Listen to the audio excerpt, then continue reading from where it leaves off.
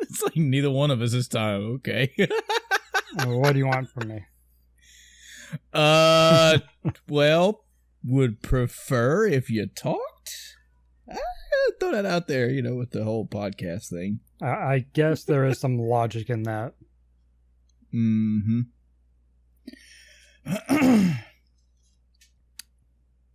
Well, it has been a week. That it has. I really wish I had some great news to talk about this week, because I could damn near make an episode out of what should be playing, but unfortunately I don't. But let's not get ahead of ourselves here.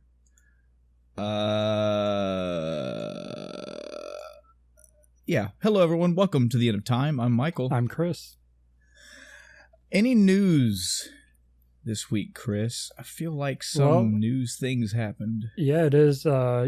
PAX is going on, so there's a couple of things, but I haven't really been paying a whole lot of attention to it. Mm-hmm. The biggest thing for me at PAX is actually the MTG Arena, the Magic Arena Mythic Invitational is going on. It's $1 million tournament. Oh. So they're actually completing the round of 32. I think the last match is going on as we're recording this. I was watching it until we had to start, and they were on the last match. So this weekend should be a lot of good Magic games. It's interesting to see, all these different people who I've never seen playing. A lot of them are actually, paper Magic players that, don't stream or don't do anything like that. They just literally are Magic pros, go around playing tournaments. And 8 of the people, I believe, in the tournament were the top 8 ranked in MTG Arena. So if people had no prior experience, on the tournament scene, didn't matter. They got an automatic spot. So that's been pretty cool to watch. Yeah, none of that I've ever checked out. Maybe I need to add it to my list of things to watch. For whatever reason. I mean, it's just not something that gets covered by my major networks that I watch. Yeah. So, I don't really have a lot of info. It's interesting like that, because I don't see anyone really talk about it except for the people I'm watching that are streaming it. I didn't even realize the update that was coming this week because I hadn't been watching a whole lot of it recently. But just this week, another big arena update right before the Invitational, they added cosmetics. So you have sleeves for your cards now, so you can change those out as you want. Of course, you have to either earn them, buy them, etc. There are some with coins, some with gems. They had a special going on. It's a one-time, in celebration of this update. $15 gets you a bunch of gems and some of the alternate art for cards, which is the other part of this update. So damn near every card has a alternate art, and it's not just like the little square, above the text. That's alternate. It's it's a whole card art skin. So those are pretty cool. There's actually an event this weekend in game where if get up to the 5 wins, then you get 2 different card skins. I did that and got it on my first try. So I was like, I guess I won't be playing this rest of the weekend because it's free, but that's the only reward is, the skin. So once you've done 5 wins, there's not really a reason to do it otherwise. Yeah. But it was, they're really cool. I love this alternate art. And, after buying that $15 pack, it had like 9,000 gems from all my, previous wins and hoarding of them. I'm down to like 200. I spent, I believe it's 3,000 gems for a bundle related to a certain guild. So, I bought the Boros guild pack, the Selesnya guild pack, and then something else. It was white something, I think. Oh no, I bought the Rakdos one. Because Rakdos just looks cool. So even though I don't have a Rakdos deck, I'm totally using the art on the back of my red deck. Just because it fits the best and it looks cool. Yeah. Yeah. I'm also just looking over some news items, trying to be the good sport and see what I have probably been listening to and hearing but not remembering. There is one big thing that we can talk about, but I'm going to highlight a couple other smaller things first. Okay. I don't know if this deal is still going on right now, so if you're listening to this the day that I'm posting this, which will probably be like a Saturday, close to the end of March. Not sure if this thing is still going on, but apparently Elder Scrolls was free. You could go get it for free. I guess they have a new game coming out, Elder Scrolls Blades, and I guess to promote that, they were giving one of the Elder Scrolls games away for free. You could download it for free, play it for free, etc. Isn't Blades don't really have any other Yeah. This is probably just like a, hey, by the way, you know, promoting the franchise, you know. So if anybody took advantage of that, I'd love to hear if you did. If you want to tell us anything about Morrowind or Elder Scrolls period, that'd be great, because I know diddly squat about any of it. There's a rumor, or there's a news article saying that there's rumors of a new Zelda game in the works, and it could be a follow-up to Breath of the Wild. I would hope whatever next Zelda comes out is a follow-up. I think that, you know, I do think that, and I say that out loud, but do we really want that? Because when has Zelda ever really had a straight-up follow-up sequel? You know? I don't know. I know that Oracle of Ages and Oracle of Seasons, which I'm assuming were released roughly around the same time, that's not really a sequel, though. Those were two separate games with their own worlds that joined in together. It's not... Sure. It's not exactly qualifying as a sequel. Mm-hmm. You could say maybe in a very alternate dimension style for A Link Between Worlds, but that was more like a sequel / reboot, though. I don't know. Well, you know what? Ocarina of Time had Majora's Mask, kinda. So, yeah, I don't know, man. What do you think? I think I'd be down for either one. If this was Breath of the Wild was a brand new style to the entire Zelda franchise, period. And it turned out really well. So I kind of that combined with the known history of Nintendo and the Zelda franchise, yeah, I'm down for them trying something new. Why not, you know? Yeah, I'd be curious if they would, if it is a follow-up to Breath of the Wild, not even, you know, a direct sequel, but just using that style, what they would keep and what they would get rid of, you know. Hey, get rid of item durability, I'm sold already. Yep. But, you know, also, I know a lot of fans wouldn't complain one bit if they went back and said, nah, we're going to go back to the 2D style and, you know, give you a new game in that structure, you know. We're not going to bother to 3D this time. Which probably isn't likely given the new game coming to the Switch, the Link's Awakening reboot, remaster. Yep. What I don't even know what they're calling it. Probably be close to a remaster. I mean, it looks the exact same game, just with that say 3D Dot Heroes-esque visuals. Yeah. So yeah, we'll see. I on a much larger and embedded in my blood scale, I give Nintendo full reign. You know, go right ahead, go nuts. You know, don't make it Zelda the fucking football game, because that's obviously something they're not gonna do. But Zelda Racing. Yeah, hey. Yeah, why not? As a spin-off game, yes. Zelda Racing, Zelda Kart Racing. They're like, nah, no, you just need to put Link in. Well, I think Link is in Mario Kart by now. It's got to be in 7 or 8. I don't know. But that would be interesting. You could have vehicle combat kind of like Twisted Metal style. You know, lots of good weapon. Ooh, all the various sub weapons and sub items that Link has used throughout his various campaigns. Oh yeah, they could work. Again, as a side game, yeah, sure. Yeah, I think I mentioned this before. I was one of those people that I will totally admit, man, back in the day when this was back before in my life the internet was super, central for all of my information.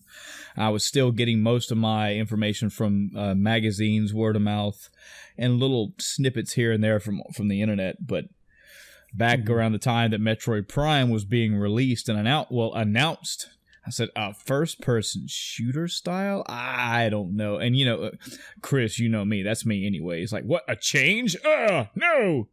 Get it away! I couldn't wrap my head around how they were going to do this. Because back then, my ignorant mindset was Metroid is a side-scrolling, like, adventure map building... Yeah.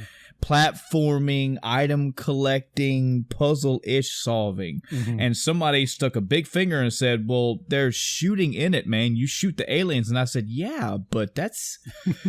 and yeah, okay, that is a core part of the game, too. I will give you that, but you have to put... I was looking at Halo and then looking at Super Metroid and trying to fucking cram these two things together, and it was not working. So, I mean, yeah, you run around with Master Chief shooting aliens, jumping here and there. I mean, is it really that big of a leap? Yeah, I know that this all lends more credence to why didn't you understand that this could be a thing? I just couldn't. Now, I wasn't shouting from the rooftops that, Metroid is going to burn up in flames and that the franchise is over and what are they doing with my, I actually do have a Metroid tattoo. Like, I'm going to burn this thing off. It's shame. But it was more like, I can't see this working. And then I finally got my hands on it. Now, this was not, again, I had seen some screenshots and maybe it heard some word of mouth from a couple people that had played it, but kind of went in blind when I finally got it. I went off the precedence of, all right, Michael, shut up. This is Metroid. You love this franchise. You love this character. You love all the mythos around this. Give it a shot. It's Nintendo, dude. What's the worst they're going to do? If you don't like it, well, then you can say that it sucks. And then I got it. And oh my God, did they do a good job. What a stellar, solid pinnacle of gaming that game turned out to be. So, in that regards, if Nintendo handed Zelda off to, I don't know, man, there's probably a list of companies where I'd be like, yeah, that's cool, and it's like, okay, this company is not on this list. I'm not down for this, but yeah, I trust them. I don't know if I see Nintendo going outside of that box just yet. Zelda already has a solid formula, period. The overhead, you either have the top-down view or you have the third-person view. So I don't really see them jumping outside that box yet. And with the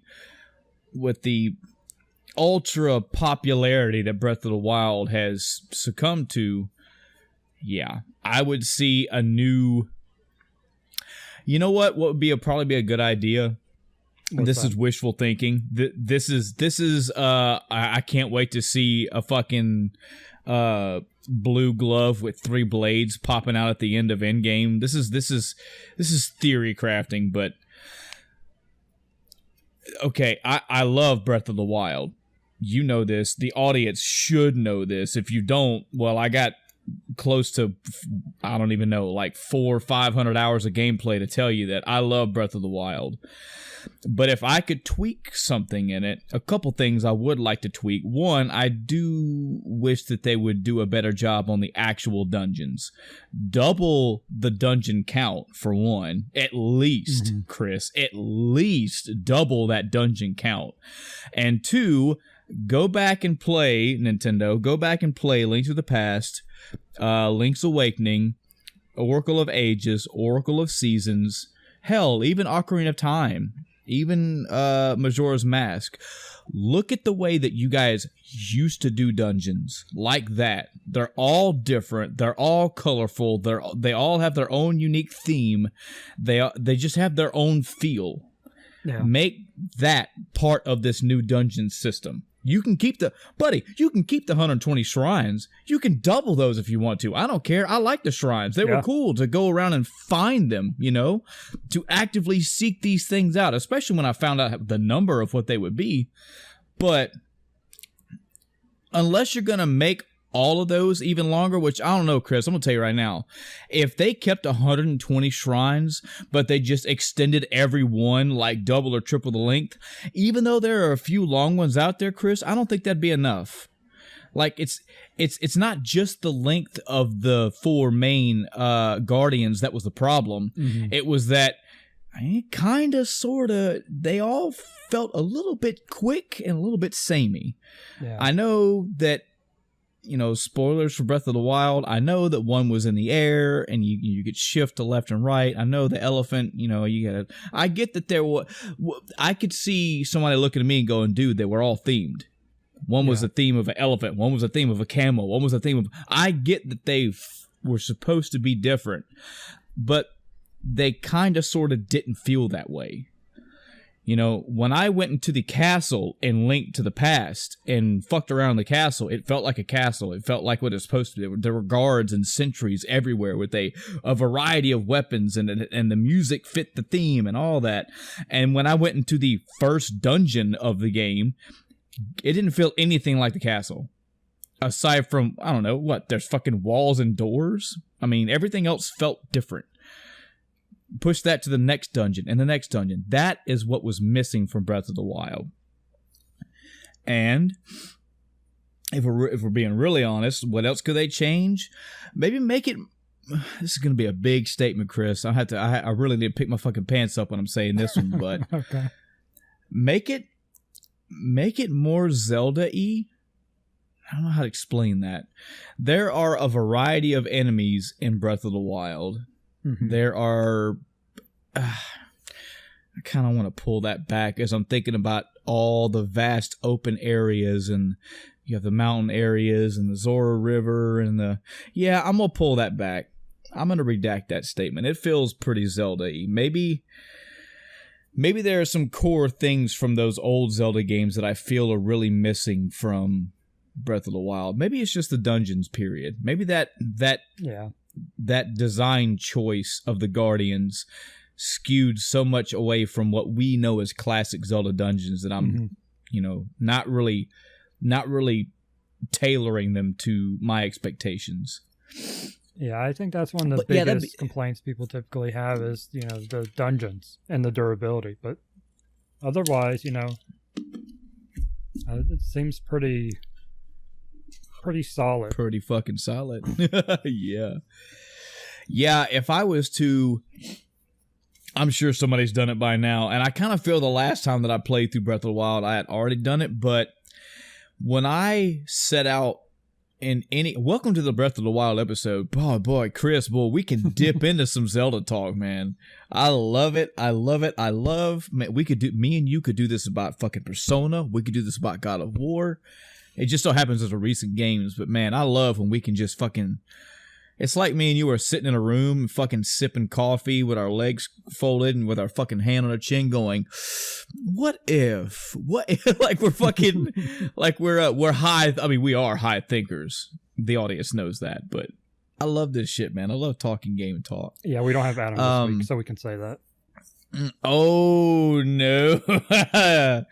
Yep, Adam is rolling up his Katamari somewhere, somehow. We wish him the best of luck Again, like we mentioned last episode, we don't know when he'll be able to make it back. He's okay. He just does not have the life schedule that he can record adequately. He's going to try his best to jump in episodes when he can, but this week is another week that unfortunately he could not. So, oh fuck, where was I going with that? High thinkers. Damn. Yeah, but before that, the thought that was leading me to it, I was thinking something else. Shit. It was good too. Breath of the Wild is a damn good game. Mm-hmm. It is an awesome game. And anything that I say about it, I mean, even with the dungeons, the Guardians being what they were. Oh, I know what it was. Okay, back on track. I grabbed the train and I picked the train up, and instead of body slamming it, I just put it back on the tracks. I was just about to ask if you body slammed it. Yes. Email us if you got that reference, please, or message us or whatever. endoftimecast@gmail.com. So when I went into my second or even third gameplay of Breath of the Wild, I think the middle one I did start like beelining. I think the second time that I went all the way through Breath of the Wild, I really started going like, okay, I'm getting the 4 shrines done, and here we go. I'm going to make a semicircle around the map and do I'm just going to go shrine to shrine to shrine, just around. But even doing that, and even on my third playthrough where I just fucking let the game go and just wandered, that was where the bulk of the game was for me. This is where it's contrasting for me. It's actually causing a moral, I'd say it's causing a dilemma of what I consider to be true Breath of the Wild or Zelda or true mechanics. Even that's not even correct. But let me get across what I'm saying here. If I was to go through Breath of the Wild and make it a point to, as soon as I get out of the beginning area, do every single shrine and get and not necessarily go out of my way for extras unless I had to, like if you have to get the fire resistant potion or the fire resistant armor, or if you want to go get Zora armor, or if you want to go get armor period or other weapons. I mean, like really going around globetrotting the map. And I'm loosely saying as quickly as you can. Chris, I still felt like that took me 60, 80, 100 hours. Like, that was I always consider that the bulk of my Breath of the Wild playthrough. You know, doing all that stuff, getting some side Koroks here and there. Excuse me. Of course, getting the Master Sword, like all that stuff. But the reason why I'm focusing on all this and trying to really put your eyes in a big, wide scope is because that is Breath of the Wild to me.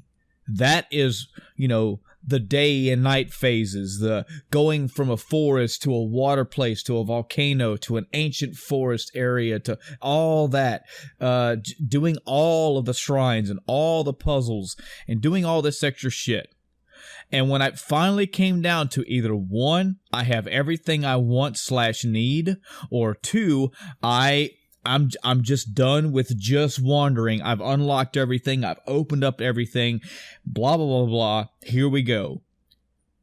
When I went through the Guardians back to back, and then went through Hyrule Castle and beat the final boss, man, if I'm being generous, we're talking maybe 10 to 15 hours. Maybe. And while, yes, I don't even think it was, I'd say 5 to 10 hours, if I'm being honest. The Guardian Temples they had their challenges. You know, they had their times where it was like, I don't really know what to do. And much like the shrines, I had to figure shit out. And they had bosses, which also required skill and required to figure them out. True enough. But man, I feel like 1 or 2 hours at the most. Even on my first playthrough, dude, I just blew through those things. And when I got to Hyrule Castle, yeah, maybe 2 to 3 hours in the castle alone, because there is a lot of shit to explore in that castle. But Also, on the back of I've already beat all 4 Guardians, so when I went to go fight the last boss, half the health was already gone, and then it was kicking his ass, and then the final boss, which, let's be real here, was a pushover, and then that's it. The point I'm getting at is gigantic, massive roaming around the expansive world of Breath of the Wild, 100+ hours, 100 minimum. Beating the actual storyline, main focus content in the game, 8 to 10 hours. That needs to be evened out a little more somehow. I don't know how. I don't even think saying even out is correct either. I just want more of that later part, you know? I genuinely miss pulling up the map in A Link to the Past or Link's Awakening or any of those and looking at a map and seeing, like, here are the 1, 2, 3, 4, 5, 6, 7, 8 places you need to go. Yeah. And when you go to these 8 places, they're going to be difficult. They're going to be challenging. They're going to have their own themed puzzles. You're going to have to find their keys in their places. You're going to have to find, you can find hidden walls. You can blow up and find hidden shit. There's going to be an item. I'm cool with the item not being there. You pick up the items in the beginning area, and those are utility items for you to use throughout the world. I'm okay with that. Mm-hmm. I will admit it does take a little bit out of the dungeon when it's like you're kind of expecting that extra weapon there. I'd say maybe you could design weapons that are still just do what you always did. Make utility items that just maybe they help you out more. You know, Still keep your magnesis and your bombs and all those, but I don't know, something else that maybe bumps up what you already have. If you just flat out don't want to put something new in there. Oh, maybe have a really fucking powerful weapon with the weapon degradation system in Breath of the Wild. I'm down for that, you know. And maybe have the boss of the dungeon particularly weak to that weapon, as opposed to you could forego the weapon and just go straight to him. There's an option. But there is a Zelda something missing when you can't pull up a map and just there's my 8 focal points, because everything else is out there and I can go to every corner of this map. I can hop up to a mountain and look around and see everything, and everything out there I can get to and I can touch. But I need to go there because that's where one of the main temple keys are, and go over there because that's where the other one is, etc., etc. I feel like if that was put in Breath of the Wild, aside from other little minor things, which honestly, I'm really straining right now to think of what else I would really, really want to change. You're golden. You're putting a little bit more Zelda back into a Zelda game, and that's awesome. That's awesome. What did you think of the whole cooking system? I enjoyed it. It worked for me. That is one thing that I think could be tweaked. How? I don't know. Maybe make it a little bit more streamlined somehow. Maybe have like a quantity system put in place where, you know, if you wanted to make a meal, you still had to click the item, click it, the other one, click the other one, and then throw it in. And you had to pretty much do that one by one. Be a little bit more, it'd be a little more time saving on our part if we could maybe make a quantity to that. Like, I have the ingredients. I want to make 5 of these. Yeah, and it's been a while since I played, so I don't even remember exactly how the UI worked. But if you know the recipe, then you don't have to go through, you know, all the steps for it. Yes. Yeah, that's also a good... Yeah, see, things like that, they're little quality of life things that could... It would just help to make the game better. Mm-hmm. It would streamline it, but those are quality of life things. You know, I'm down for having quality of life in my game. I feel like, I don't know what, even though I was against it from the get-go, I started to like it more and more, and I have a respect for it. The weapon degradation system, I think, you know, it's fine. But there are some tweaks that could make that a little better. Because there were times when I was playing Breath of the Wild where I would go into a difficult place. Oh, this is especially true on the legendary difficulty. Oh man, I would have to go around and scout and get weapons and get every weapon that I could. And so we're talking hours of just prepping. And then go into an area or a big fight or something and just fucking whacking away with a weapon, and a weapon breaks, pull the next one up. It got to a point where some places that I was traveling into or especially like the Guardians, again on the higher difficulty, where I started to break more weapons than I was finding replacement weapons in the dungeon for. And even then, sometimes a lot of the weapons I found, it's like, I've got this really powerful, also really durable weapon. Well, eventually that fucker breaks. So now I got to pick up whatever the hell this person dropped or this enemy dropped. And it's like much weaker. Yeah. Doesn't do as much damage, breaks a lot faster. And it gets to a point sometimes where you're like, okay, I have to leave the dungeon and go restock up on weapons. And again, if that just happened to me and it was only on the higher difficulty, sure, we can leave most of it the way it is. But I feel that could be tweaked. There are tweaks to the there are tweaks to the weapon system. If you want to know the biggest tweak, though, Chris, I think you would agree with this too. Whatever next game you have in this Breath of the Wild style, when I go and finally get the Master Sword, don't make it breakable at all, period. If you want to, I will give you free reign, Nintendo, to even increase the difficulty of how hard it is to get the Master Sword. I'll let you have that. Even 13 hearts, it does take you a while to get that, but let's be real, Chris. All that really is going around and finding a bunch of fucking Korok seeds. No, not Korok seeds. Or was it? No, it wasn't Korok seeds. It was the shrines. The shrines, yeah. So, yeah, okay. If you want to make it fucking 18 or have some additional steps, I'm fine with that. Depending on the balance of how the regular weapons that can deteriorate is, when I get the Master Sword, if I had to do a fuck ton of work to get it, however, it's moderate to pretty powerful, but it does not break, I'll fucking do that.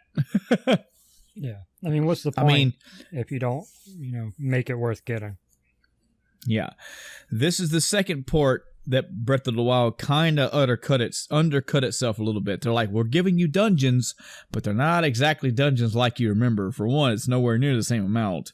And they're not going to be, they just don't feel like dungeons. And also, when you finally get the Master Sword, it's not going to be something you get off the bat like most of those games. You don't come out swinging with one. You have to do a fair amount of work to get it.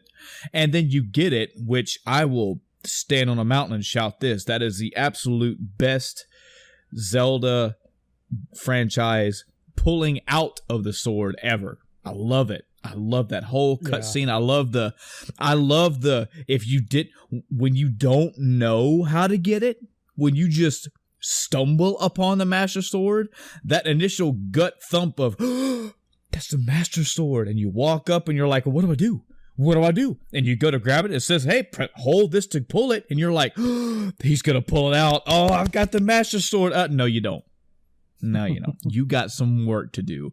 But that slow camera push in and the heart thump and that chink, chink, little fucking, just little by little he pulls it out and you finally do it. And it has the panoramic cutscene and him slowly pushing up. Oh, so great. Rivaled only by, again, in my opinion, the best sword stowing animation in Zelda franchise. For me, that's shit. Brain fart, Chris. The cell shaded not Twilight Princess, before Twilight Princess. After Majora's Mask. It's on the GameCube. What the fuck? The boat one? Yes, how the fuck don't I remember this? I never played it. I'm in Zelda boat game. Oh, what's wrong with me? What? No, not Phantom. Wind Waker. Oh my god. I want to apologize on behalf of the entire cast of End of Time cast that I could not remember Wind Waker, but I am old and growing senile apparently. Yeah, so the ending to that game, spoilers for Legend of Zelda The Wind Waker. Man, if you haven't played that game, you're gonna do you think you'll ever play it? Only if there's like a remaster re-release, probably. Yeah, there's a HD remaster for, I want to say it was for the Wii U. I don't know if it's been ported over to the Switch yet. Yeah, if it's not on the I'll Switch, leave that one. not.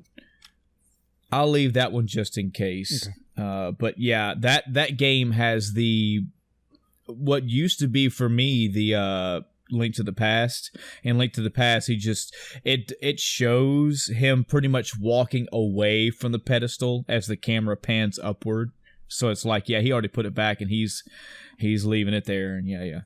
But yeah, that moment was so great in Breath of the Wild, pulling the Master Sword. So fulfilling, so rewarding. It's just a great moment in that game that was calculated and designed to be that way.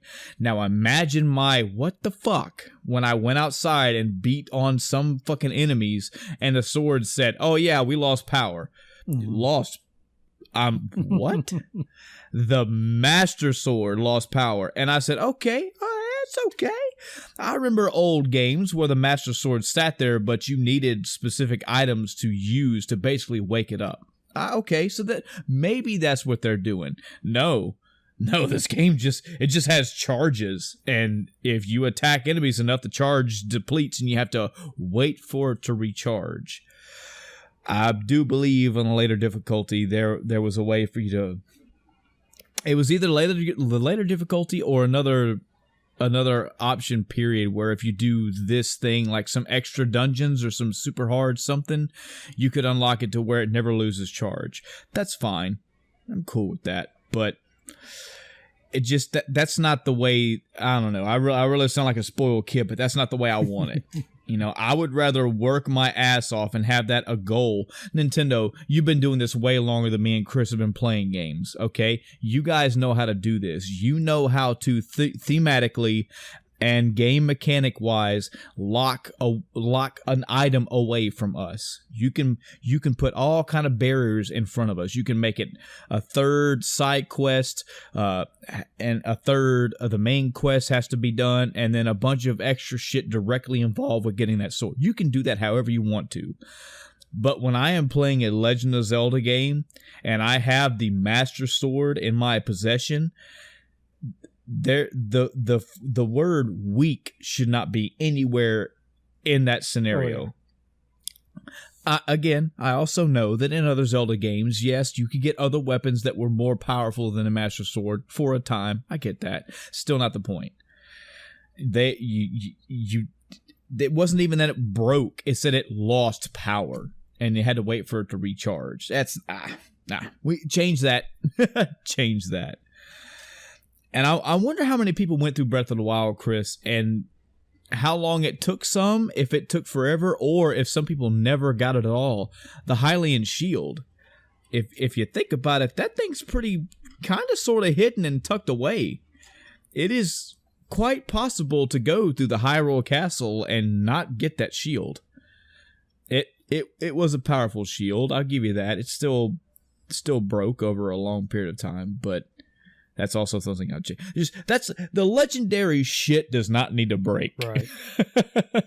If that's me being spoiled, then okay, point your finger at me. I'm just being a spoiled brat. But that is tailored to Link. That is as legendary as Link is a legend in this story. Mm-hmm. So make it that way. Yeah, it cheapens them. Other than that, solid fucking time. Really good game, and I'm all up for a sequel. Take your time, Nintendo. I know you're gonna do it anyway, but don't rush it. I'm good. Has there ever been a situation where anyone accused Nintendo of rushing something? Damn, that's a really good question. I don't know. I don't think there has been. Maybe the Pokemon franchise. Maybe it wasn't around my time that I wasn't strictly anticipating it, but maybe the Metroid Prime series when it was going from 1 to 2 and 2 to 3. But yeah, I don't remember reading too many headlines about people banging down Nintendo's door. When's fucking Luigi's Mansion 2 coming out, prick? Good question. Whatever they do, I'm good. Take your time. We'll see what you put out. But if you put anything in the neighborhood of what Breath of the Wild was, oh yeah, I'll be on it for a couple months again. Definitely. Oh, what else did I see? What's your history with the Borderlands game? You have any? Ooh, sound like an asshole here, but none at all. Okay. I do have some friends around me that have played it. Some of the guys that were in our Halo Night group, Chris, they played it. One in particular played it a lot, but I have never had it put in front of me. I've never saw enough that it appealed to me to where I would go out and buy it. And this is so you remember, if you remember the Rage 2 trailer that came out like 2 or 3 months ago, my ramblings and old man rantings about that trailer about, oh, we got our tongue out, we're throwing the horns, and I've got one side of my face painted pink and my arm is painted blue, and yeah, we're so fucking crazy. That was how I always saw Fallout, with the whole we're sticking the fingers to our temples, we're so crazy, right? In Borderlands. That never appealed to me at all. And all the meme shit around it as well. The little robot that has all the phrases and everything. Yeah. I just kind of went, it's just not for me. From what I understand, it's basically a loot shooter type game, and I've never been interested. Yeah, I played a little bit of the first one. I don't know. I don't really have any metrics on how far I got into it. I think I played it for a couple of streams, and that was it. So probably 8 to 10 hours in it, roughly. Just got sidetracked by other games and never went back to it. Because I think I was playing that with backwards compatibility on the 360. I don't even remember. It's been a while. But yeah, there's a third one just announced this week. I want to say yesterday, maybe. It was part of the PAX stream, which they've done a little bit of. Yeah, I'd heard there was a sequel coming out, but again, since I had no interest in it, I was like, it's cool. It's on their third game, so a lot of people do like the game. I'm well aware of its popularity, but of all the hooks that got thrown out for that game, none of them stuck in my lip at all. Yeah, I didn't even watch the presentation. I turned it on, and then they were bringing out community managers and stuff. I'm like, okay, I don't care about. I guess I missed the meat of it, so I just turned it back on. Yeah. But yeah, I don't know. I'll probably play it a little bit. Yeah. Let me know what you think. Yeah. So the Persona 5R title finally got announced. It's going to be Persona 5 The Royal. This is supposed to be on the Switch. So for those that aren't familiar, okay, for one, Chris, we always got to start at the top. If you are hearing us talk about Persona 5 and you're going, well, what's that game? Stop the podcast. Well, wait a couple minutes so we can get this part out. Do you have a PlayStation 4? Yes, you do. Go out and buy Persona 5. Play it and let us know what you think. We realize that we're not going to hear from you for a month or so, and that's okay. Do you not own a PlayStation 4 or PlayStation 4 Pro, either one? No? Stop what you're doing. Go buy a PlayStation 4. They're going to say, whoa, Chris. Whoa, buddy. Okay, I'm an Xbox guy for one, but I'm not going to buy a PlayStation 4 just for Persona 5.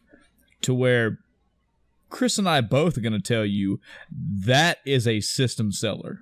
Yeah. If you are remotely interested in an RPG, if you're remotely interested in anime in any way, shape, or form, if a good story, good battle system, stylistic game sounds appealing to you at all, go buy the fucking game or go buy a PlayStation 4 and the game. Thank us later. I put my gaming reputation on the line. If you don't like Persona 5, it could be just RPGs are not your thing. I mean, honestly, that's the most I can put to it. It's that good of a game. So for those that are familiar with the Persona franchise, I know I'm not talking to you high tiers that are, no, I played every Persona known to man. I played every SMT, every DDS. I'm ultra familiar with the Shin Megami Tensei franchise. I'm more just talking to people that know, like me, the scrub tier folks that only know Persona. Persona 3, I don't remember the name of its, what you'd say addition. It wasn't really an expansion. It was more of an extra to the game where it's I guess it would be an add-on. They re-released the game and then put an extra part to it. Persona 3 FES, that's what it was called. So it's basically the same game, but it had like some extra quests added. Persona 4 had the same thing as well. The difference here is Persona 3 and Persona 3 FES were both on the PlayStation 2. I don't know if those got released on any other platforms. That's just what I have played them on. Persona 4 had the same idea. It had the main game re-released. I think some of the visuals, maybe some cutscenes got added. It did get a little bit of an upgrade, but it also had some extra content as well. And that was on the PSP. And that was called Persona 4 Golden. So this, kind of following that tradition, if I'm talking out of my ass, I'm sorry. This is what I'm seeing from outside. So Persona 5 was a PlayStation 4 exclusive, and Persona 5 Royal is going to be on the Nintendo Switch. Now, what we're assuming is that it's the same thing. It's you're getting the entirety of Persona 5, which again you're going to get a good God 150 hour game depending on how you play, and hopefully it'll have some new content. There is from what this article is telling me, I have not watched it yet, but there's apparently a short teaser trailer out there. There is supposedly a new character, new question mark character added, which I think is what Persona 3 FES did as well. I think there was an extra character or two added to the game. So, real quick, I'm not saying anything about coming to Switch. I'm saying everything's saying it's not going to be on the Switch. It's only going to be on PS4. Huh. Well, I thought there was a Persona 5 something coming to the Switch. Just maybe Joker and Smash? Well, I am completely wrong then. Thanks for correcting me on that. I need to know that. That's good. Which is fine, because we told people to buy a PlayStation 5 anyway. PlayStation 4. PlayStation 4. Man, I'm telling you, it's... Whoo! Need to start recording this on a Monday where it's the start of the week and not the end of the week. But, yes. And I'm sorry, audience. You'd figure with me and Chris being the absolute fucking Persona 5 gurus that we are by now, we would have all these details, but... if this turns out to be just Persona 5 with a little bit of extra content, it's not burning the money out of my pocket to go buy it. I played through Persona 5 twice. We're talking well over 500 something hours, if I'm not mistaken. So I'm good. But I will be checking in this over time, a little bit at a time. I'll see what they have. What will burn money out of my pocket quick, straight into Atlas's mouth, is news on a Persona 6. I'm not rushing it. They could tell me, hey, yeah, we're making a Persona 6, Chris. Of course we are. Duh. It's a great franchise.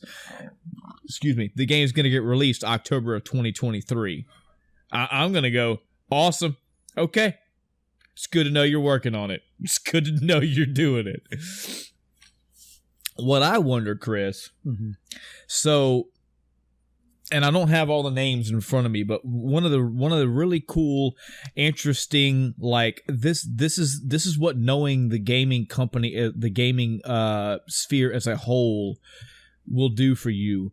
The game itself, Persona 5, was great. I wouldn't need to know anything else about it, but knowing that they took an anime, either an artist or director or both, to make the anime cutscenes, like a well-known, high-profile anime person to do the cutscenes, that was great. All the very talented, like hand-picked voice actors to do all those voices, that was great. Like, knowing that I think even the writer too. I think they may have had a new writer or some kind of hand-picked writer. In any event, they went out of their way to get some high-profile talent for this game, and apparently in all the aspects. I'm hoping they do that. If you want to know the truth, I hope they do that from here on out. Period. You know, that's kind of going to be a staple here. I'm saying this because as I played through Persona 5. Yes, the style of that game oozes out, but the sheer quality of that game shines through all the time. And that's because they piecemeal, they Frankenstein this game to be what it is. I'm saying Frankenstein in a polite way. I mean, they handpicked this stuff. I think the music was another thing too, Chris, like the music, whoever. But yeah, I'm hoping they do that again, because the love shines through.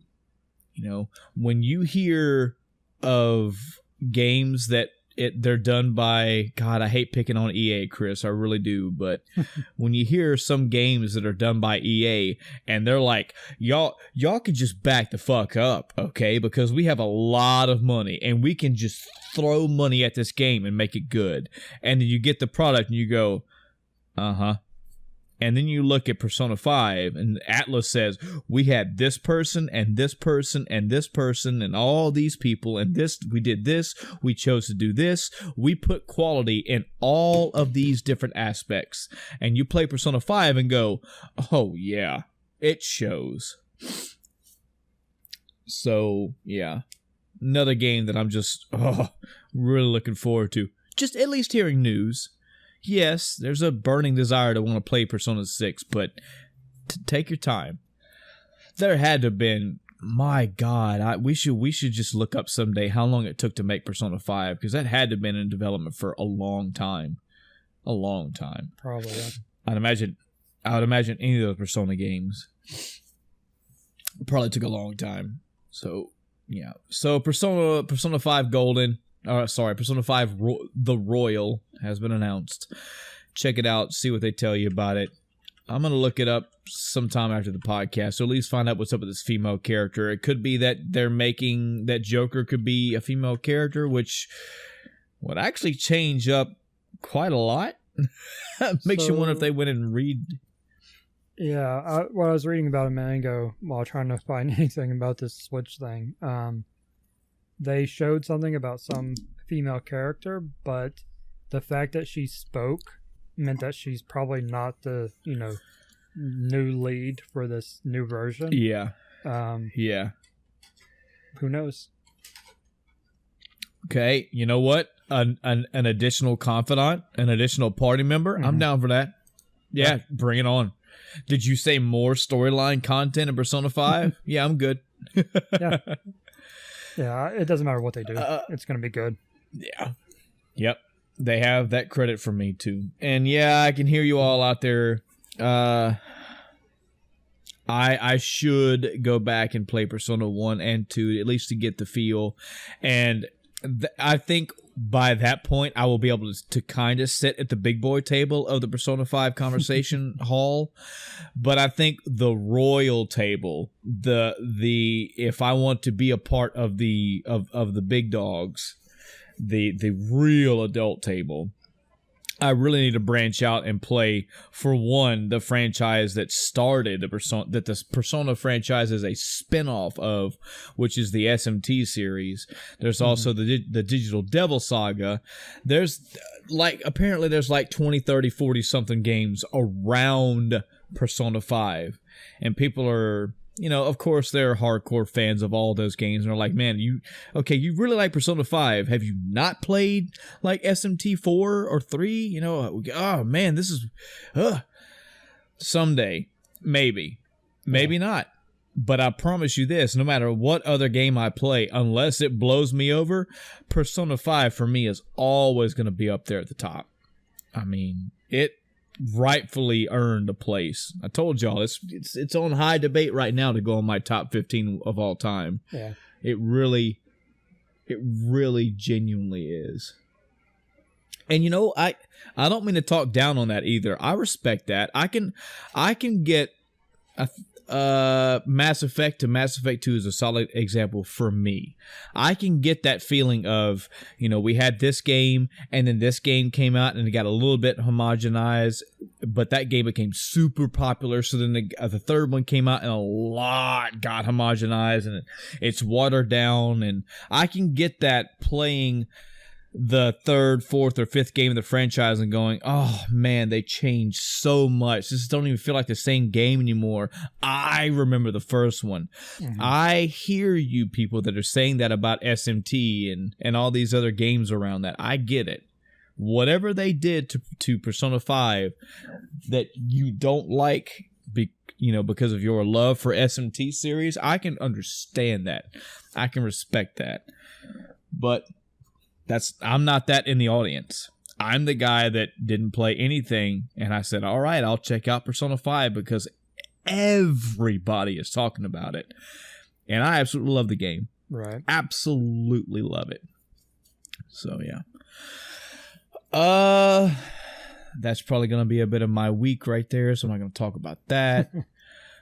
And then, so Mortal Kombat 11. All right, so the actual big chunky news thing that did go on this past week was the PlayStation event, essentially the Nintendo Direct-esque event, right, which was called the what again, Chris? God, put me on the spot.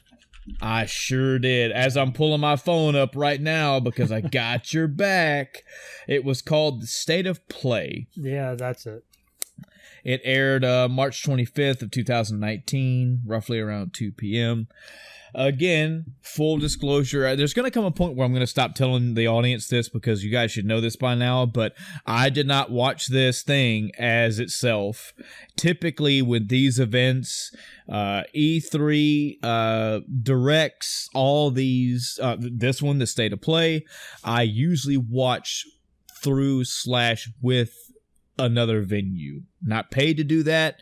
It doesn't sour, water down, or anything in my experience. It's just like watching it with other people, pretty much. But I did watch this 2 times over. I watched it with Giant Bomb and Easy Allies, and I heard their reactions, and some of them mocked, some of them mirrored mine. But yeah, this was Sony's roughly about 20 minutes, fairly short. And it's being compared to, and rightly so, the Nintendo Directs that that come out, every few months or so. So yeah, this honestly kind of hit me out of nowhere. I don't follow social media or regular media enough to where I was, just laser focused on this thing. I don't know if it ever got announced or talked about weeks or months beforehand.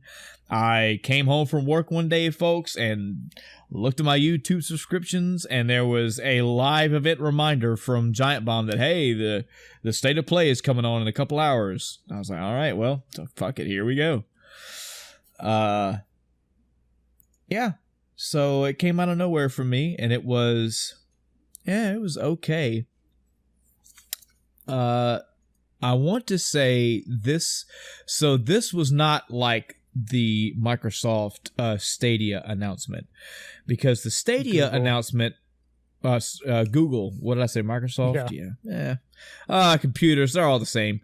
The Google Stadia announcement, in essence, was at GDC, so that was more of a game developer conference type thing. Mm-hmm. That is why still I kind of back myself up when I'm talking about Stadia. Like, I'm looking for things that aren't there, because that wasn't designed for me. That was designed for developers. That was like a big sizzle reel, if you want to put it that way, to developers to go, hey, we got this new platform coming. You guys interested? Hey. Me as the gamer was going, where are all the games? What are you selling to me? They weren't selling to me. This Nintendo Direct style PlayStation State of Play event, though, that was directed at me. And yeah, I checked it out and went meh, because a good chunk of this thing was 3D. There's a lot of 3D games, a lot of VR. Yeah, and I still don't own one. Quick pause on that, though, Chris. Mm-hmm. Do you own a PlayStation VR? No, I don't own any VR. Okay, perfect. Neither do I. And I have heard, especially after last year's awards, Giant Bomb's deliberation, and anybody else I've heard anything to say about that game, there is a PlayStation VR game. I'm looking it up right now. Something robot, Astrobot. Yes, I have heard, and I'm paraphrasing, but I've heard that if you ever wanted a game to get you into VR, to where you finally sit down and go, okay, now we're getting somewhere. Apparently Astrobot is that game. I've understood that it's kind of a platformer. There's a lot of puzzle solving and collecting and all that stuff. The more of these little words I heard, the more interested I became. And I don't honestly remember there was a channel. Maybe it was COG. It might have been COG. I finally saw an actual review of the game. And yeah, I'm trying to think of a good platform to put this to. Think Mario 64, Banjo-Kazooie. Think games like that. But think in the year 2019. So better graphics, better controls, tighter controls, all that stuff. And you adventuring around a world and collecting shit and finding shit. And it looked very fun. It honestly did. As I'm looking at the price of a PlayStation VR, minus the game, it didn't interest me enough to want to pay that kind of money. Yeah. Even though it is possible that I could stop being an old fuddy-duddy and maybe I'll get the PlayStation VR with Astrobot and I'll love that game and that will make me start trying out other games. But I'm also saying all this around Astrobot to make it understood to the audience that I am not 100% stomping my feet against PlayStation VR. I just don't see anything out there yet for me. I haven't seen anything that made me go, oh, stop, I've got to have that. I realize it's... Go ahead. There's also the whole, do you get PlayStation VR? Do you get a Vive? What should you get? I mean, the libraries are pretty small right now, but they're growing, and you got to start doing with exclusives and all this, which you already do, but yeah. It's understandably confusing to possibly some audience members out there. I mean, Chris, this is what, like our 85th episode by now?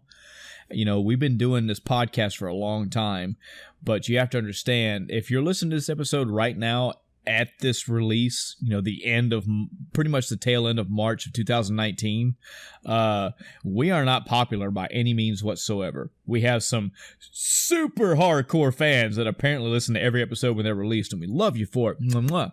But Chris and I have jobs outside of this. We have lives outside of this. So we're not Giant Bomb. We're not Easy Allies. We're not anybody like that. So I will put this to you. If I went to a conference, mind you, I think this would be the same for Chris. If either one of us went to any kind of conference right now, we would be paying for it out of our pocket. Yeah. Nobody's sponsoring us, okay?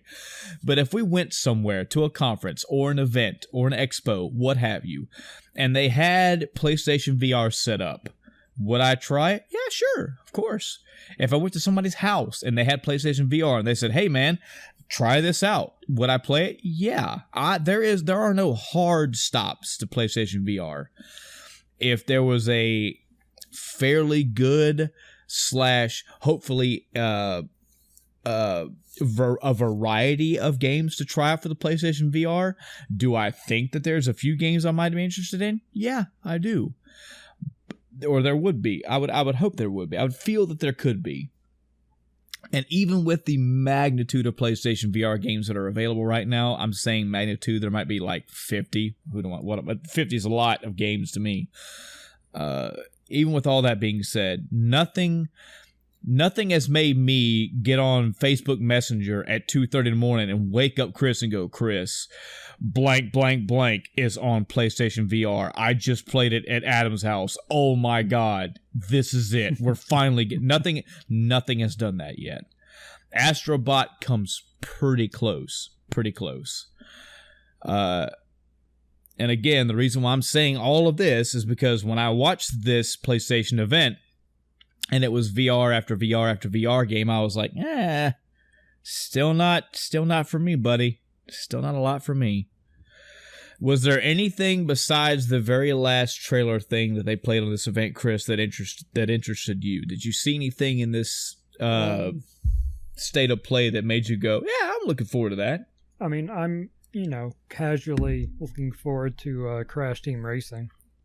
Mm-hmm. I mean, I like Crash. I like, Mario Kart. You combine the two, I'm all for it. Yeah.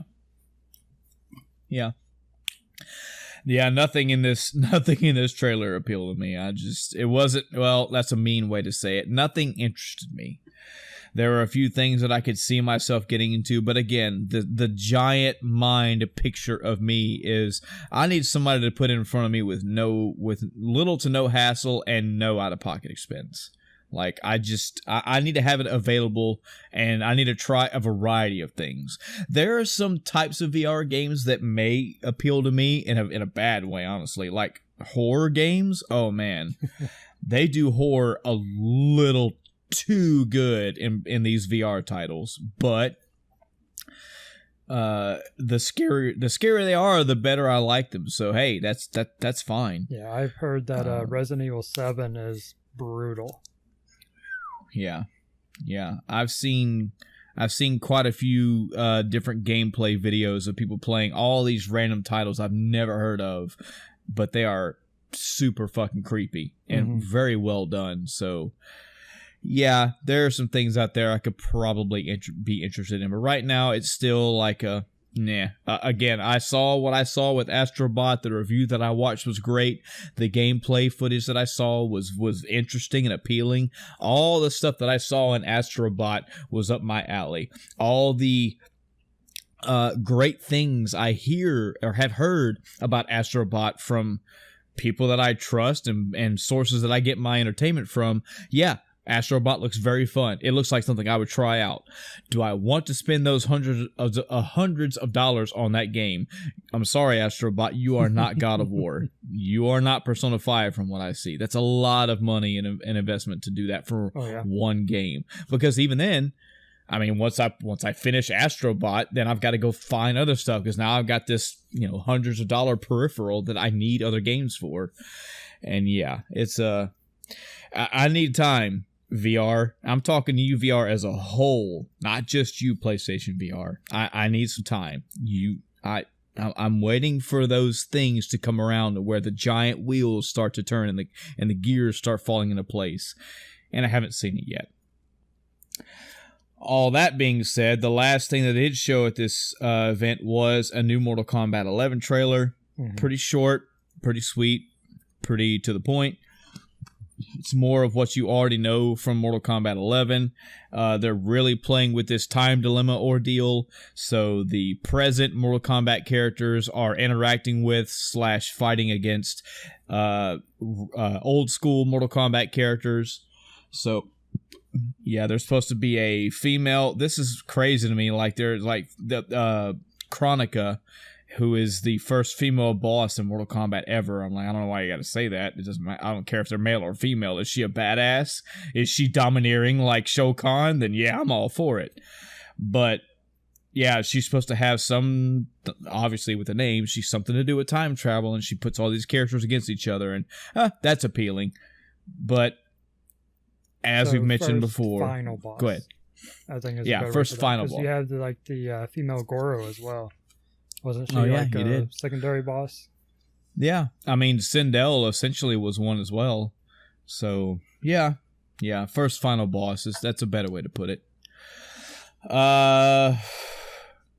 Again, I'm just not the world's greatest at fighting games. I own some out of respect, and it's fun to watch. But I'll tell you, the main thing that I'm looking for is seeing how this game plays at Evos. I'm seeing how people talk about the game and break it down and see the top 8s and the top 30s and all that stuff. But if you're asking me what I'm really looking forward to, it's such a sad thing to say, man. So a lot of fighting games I play it, I unlock all the characters, I unlock what I need to unlock, and I drop the game. That's just always been it for me. Mortal Kombat, same thing, has one addition though. I want to see every fatality. I want to see every fatality, every friendship, brutality, whatever the stage fatality. I want to see all that stuff because we are on the 11th Mortal Kombat, which even then, there's got to be other Mortal Kombats out there, but still, we're in 2019 and getting the next Mortal Kombat, and they are still finding clever ways. Well, I don't know why I feel so bad saying that, but they're finding clever ways to murder people. Yeah. I mean, come on, it's Mortal Kombat, folks. The fucking ESRB was damn near written because of this game, so there's blood and guts and people getting, their fucking face ripped off and their guts pulled out. I mean, it's part of the game. It's just crazy that even with new characters, I can see it with new characters, but even with old characters, they're still finding new creative ways. Mm-hmm. It still feels bad to say that. But yeah, they're finding new creative ways to fucking murder people. Yeah. Sadly, once I see all the fatalities, I mean, it's like, all right, I guess that's it. So yeah, Sony's State of Play. I'm guessing they may have some type of release schedule out for these things. I don't know. I didn't look into it. But if I had to guess, it's got to be every 2 to 3 months, probably every quarter, kind of like the Nintendo Directs. Yeah, I don't... Go ahead. I think a lot of it right now, and I don't know, maybe this is, kind of a for now thing, temporary, because a lot of people are pulling out of E3. Mm-hmm. And I believe they're one of them. Yep. So who's left at E3? Cyberpunk? Yeah. So yeah, it makes me wonder a couple things. One smaller, one big. One small thing, one big thing. Does Microsoft have something like this yet? If they have we missed it? Am I just... Yeah, they had their little thing. They do... I can't think of what it's called right now, but there was one that they recently did that was live streamed on Twitch, but they're normally not, or something like that. So they don't get as much of a, reach as the others do.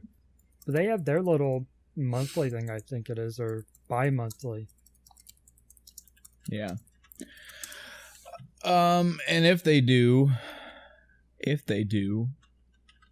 and even if they don't, if they plan on starting to do it, I think the bigger question is going to be the obvious one. Do we even need E3 anymore?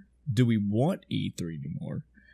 Especially if E3 is going to be like the statement you just said. Well, what do they have left? Yeah. I don't know how revenue works for these things. They may not even care about it. They may just want to see how many viewers they get, and the viewers to them translate into future dollars. I don't know, but Nintendo has been doing Nintendo Directs for some time now, and they must be some kind of successful because they're still doing it. Yeah. And this was the first for Sony, and they're saying they're going to do more, so this might be their way of doing it. So in essence, the question is, if you had all three, or even if it turns out to be 4 or 7, if you have all the big boys of the gaming franchise having these quarterly giant news announcements, pretty much, do you need E3 anymore? Do you want E3 anymore? It's a solid question. Yeah, I don't know. It's one of those things that, it's, I mean, we talked about this before. It's always been one of those things growing up as a gamer. It's like, man, going to an E3 would just be, the best thing ever. And it would be kind of sad for that to just go away. But at the same time, I get it. Technology is, I can't remember who said it, but someone was like, yeah, essentially technology is killing E3. Yeah. Because there's no need for it. There's no need to come together, to share this news. You just do your, direct or your state of play, whatever you want to call it. Whenever you want, you can stream. People are going to watch it. You post it on social media. The news outlets will pick it up. And you've got everything minus the hands-on. I mean, the hands-on is kind of probably the one thing that wouldn't be replaced by that, and maybe a reason to keep it around, but possibly scaled down by a lot more. Kind of going back to the days where it was, industry only. Your average gamer could not buy a ticket. Yeah, somebody else. I want to say it was Easy Allies. It may have been Giant Bomb. I forget. One of my big outlets brought up a solid point as well. Like, man, everybody remembers the moment where Shigeru Miyamoto came out on stage with the Hylian shield in one hand and the Master Sword in the other, and was swinging it around. And it was the Twilight Princess announcement. There are moments like that in E3 that can't. Well, let me finish the statement. That it's not going to be the same without that. Right. Those were always great moments when something like that happened. Hell, the last, I want to say the Game Awards. Correct me if I'm wrong, Chris. I feel like this might have been something else. The recent event, the past few months, where all three company presidents were on the same stage at this. Yes. Yeah. And I realize Game Awards is not E3. The point I'm making is when you have these large, bombastic, the fucking symphony, the live orchestra on stage, as bad as it was, $599 US announcement. I mean, there are just things like this that it's going to be sorely missed with having nothing but these quarterly announcements. However, my counter to that is there's still announcements. There are ways you can still do these things. You can still have the president of Nintendo come out dressed as fucking Samus and announce Metroid Prime 4. I mean, you can still do that. It won't have the drama and the bravado of a stage, with one center light and all that. I get that, but even then, you can still replicate it. It won't have that feel of the people that were there in the audience. I give you that. But it can still be done. All these mini casts are just big announcements. And you can still do the big announcements in a live format. But yeah, it is as well, a bigger part, like you said, Chris. It is something to be able to say, yeah, I never got to go to an E3. I never went to one. Aside, all the horror stories of E3 aside, the 2-hour waits to play a 5-minute demo of a game, the cramped space, the heat, the walking around, going to like Sony's E3 last year with the fucking move from one place to the other. I much like any event, folks, even going to fucking Disney, there are horror stories about places and doing those things, but still, when you get to go home and hang your fucking E3 pass on your desk as a memory, you'll get to keep that forever. Don't really get to keep something like that when you turn on Twitch and it's Microsoft's whatever. Yeah. So yeah, we will see. I think we filled enough time with some news and some good jabber. Let's go ahead, please. So the Summer Games Done Quick game list was released yesterday. Oh, I didn't see that. Thanks for telling me. It's not the actual schedule yet, which is what I'm, more looking forward to getting. But yeah, so that's out there, so you can go peruse and see who got accepted. I mean, my big thing right now, I didn't fully read through the list. I did notice not a single Final Fantasy, which is unusual. Wow. But given the length of the games, it's sort of understandable that it wouldn't be every one of them. But the Super Mario World, the ROM hacks are going to be there. There's probably there's going to be the blind ROM hack races, the race levels. I need to check the dates because I'm really curious where this falls into the Mario Maker 2 game that's coming out in June, which is when HDDQ is. Because if they had something there for that, that'd be cool. Just kind of as a little side thing, not really. I mean, I guess it'd technically be, blind level speed runs, but it'd be fun. So mainly the Mario stuff's what I'm looking forward to for it. Yeah, this is interesting. The list they have up so far, I think they normally do it this way anyway, until they slot them in the correct days and everything. They have it in alphabetical order. Right. And shows roughly what the time is they're planning on getting the game done. Shows you if it's single player, co-op, whatever. Shows you the percentage, all that stuff. Bonus games. Yeah, all that stuff. So, just looking over this list. Love it. I love it. And SGDQ this year is total runtime 188 hours. Yeah, I'll take that. I will take that. I was looking for the date, though. It's June 27th, I believe, start. So far away. Not really. I mean, April, May, and then June. Yeah, we're about 3 months away. Sorry. Okay. About 2 months. About 2 months and a few weeks away. Speaking of shit that's almost around the corner, Endgame is getting closer, baby. Yep. Ooh, boy. Man, I feel so bad. I'm such a shitty husband, Chris, because my wife is like, did you see the new trailer? And I'm like, nope. She's like, oh, let me pull it up here. Let me show you. I'm like, I'm not watching that. She's like, yeah, duh. You want to see this. I know you do. I'm like, no, I don't. Get it away from me. And then like the posters got released a few days ago and she was like, did you know this? And I was like, stop. No, stop telling me things. I don't want to know anything. And she's like, you're just being silly. You want to know things. I'm like, no, I really don't. Stop. Oh, man. Oh, it's so close. It's a little less than a month now, and I cannot. I'm going to have to. I'm patiently waiting, but I cannot wait. I cannot wait. Yeah. So, did you have anything else about GDQ? No. Okay. I was gonna try to go over the list really quick and see if there's anything that really stuck out to me, but man, there's like 200 something games in here. I'm not gonna do all that. Yeah.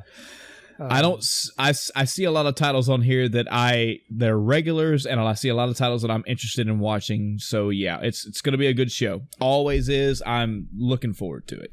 Yep. Another thing this week is Iron Banner in Destiny 2. It is Control. Also this weekend is Triple Valor, so you can rank up quicker if you'd like. The interesting thing about this week's Iron Banner is they've added 2 new items. One is catered specifically to PvE players that want to play Iron Banner. It's a drop you can get in PvE activities that will boost your power by 100, up to the cap, of course, in the Crucible and Iron Banner, so that you can go in, not being, a Crucible player, and still being able to compete, at the appropriate power level, stuff like that, which I think is a really neat concept, and it, kind of shows, caring about both sides of the player base. The other item that's a part of this lowers your power by 100, and that causes you to get more rewards the better you do with that, handicap. So that's also another really cool concept. And the bounties also they give you extra progress if it's against people that are, higher power than you.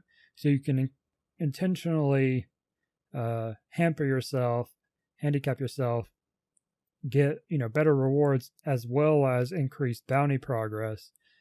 That's just sounds awesome to me. I have not played any this week. I'll talk about that in my week a little bit, but I certainly plan to it this weekend. But yeah, I think that's all the news I had notes of. Yeah, I honestly didn't even think I had that much, and then I started looking and said, yeah, there's actually some shit, especially with that PlayStation event. That's, love it or hate it, that was history. Same thing when Nintendo had their first Nintendo Direct. That was the start of something, and this may be a start for them. We'll see where it goes, and we're talking over years. It's going to be interesting to see what happens with E3 and these events both. So yeah, let's roll into the weeks, but I have a question before I start with mine. All right. Did you play any more Sekiro Shadows Die Twice? No. Oh, perfect. Okay, good. No problem. So, Chris. Yeah. Let me tell you about my week. All right. Let's see. So, non-gaming related, I did watch. Let's get some of the positivity. This is going to be a roller coaster right here, folks. We're going to do positive.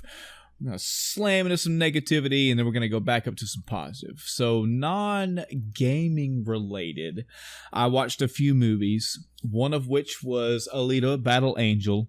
And no, I have not seen the original anime or series or whatever this was based off of, so I was going this completely new, taking it at face value for what it was.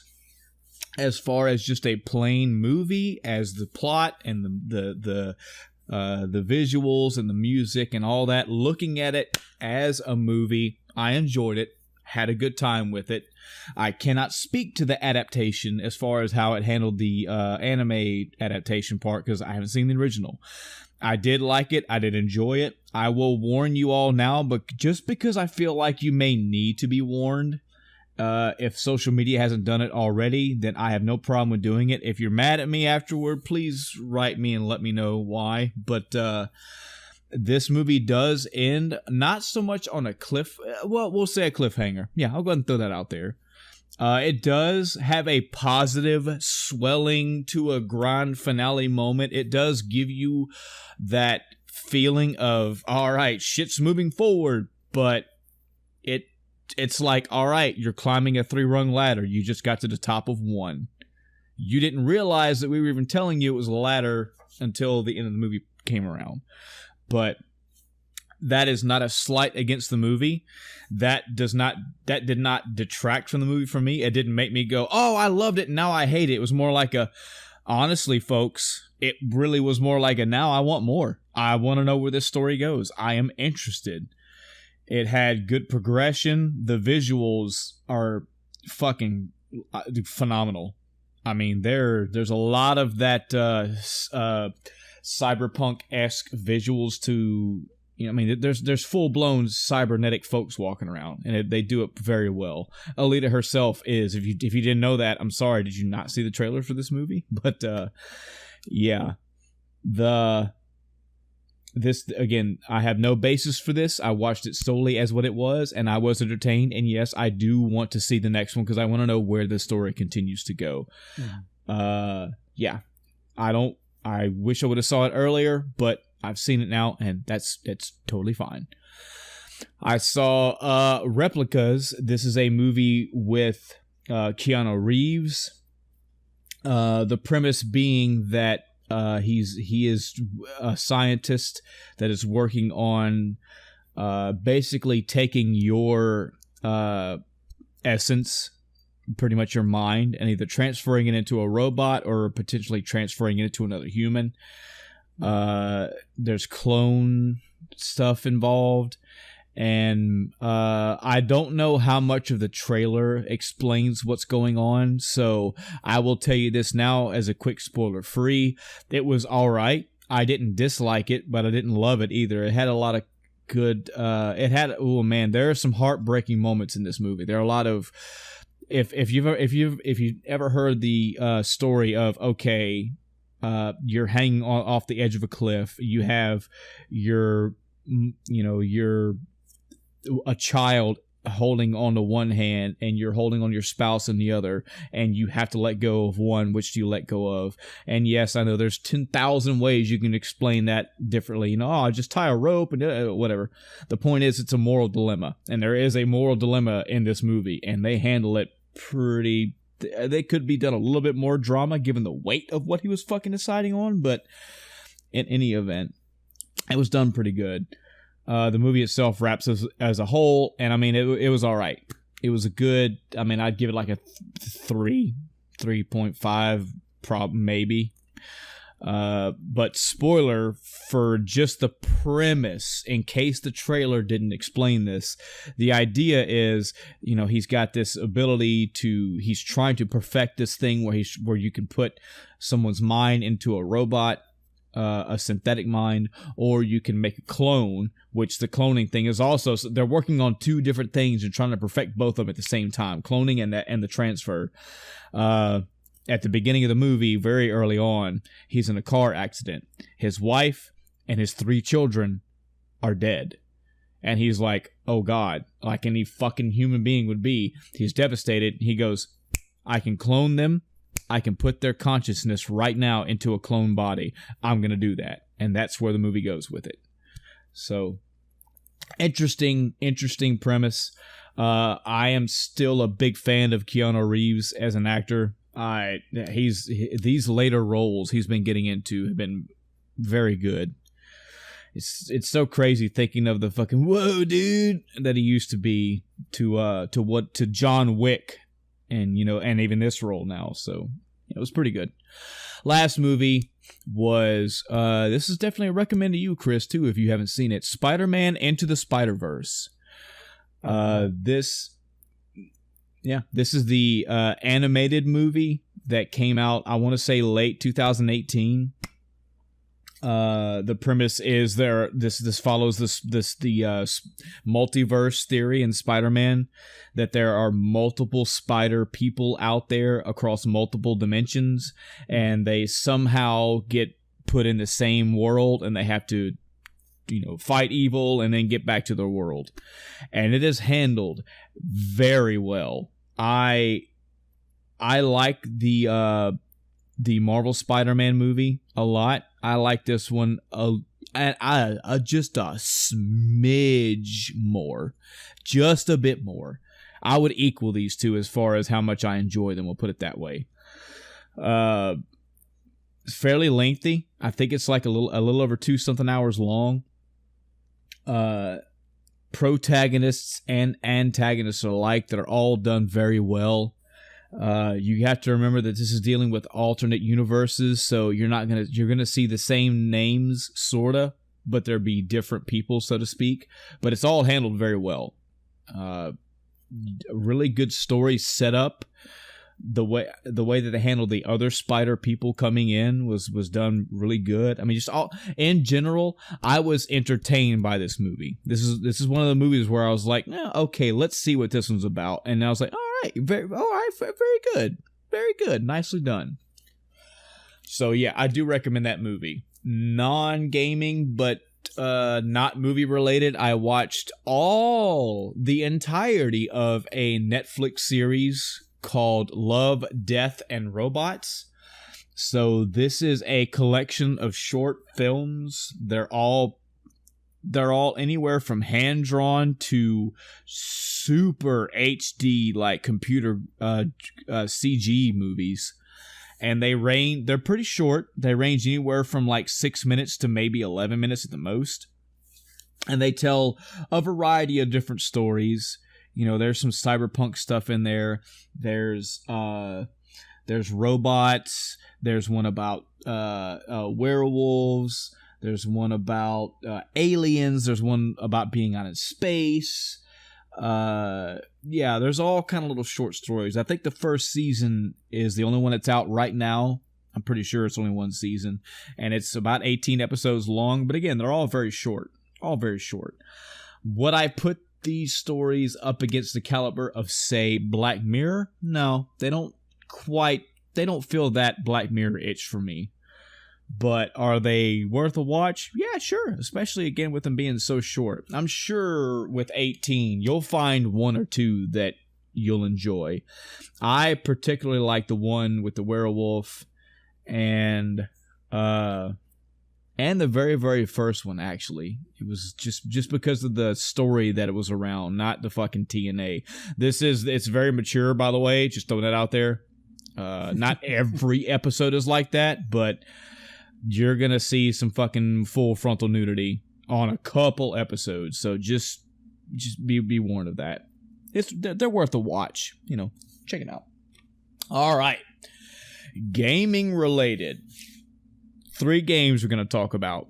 All right. One we're going to talk about really short. The Steam game that I was working on, the Metroidvania, I still find myself going back to every other day or so for just varying amounts of times. Mm-hmm. It's Momodora, Momodora. It's a Metroidvania style game. That's all you really need to understand.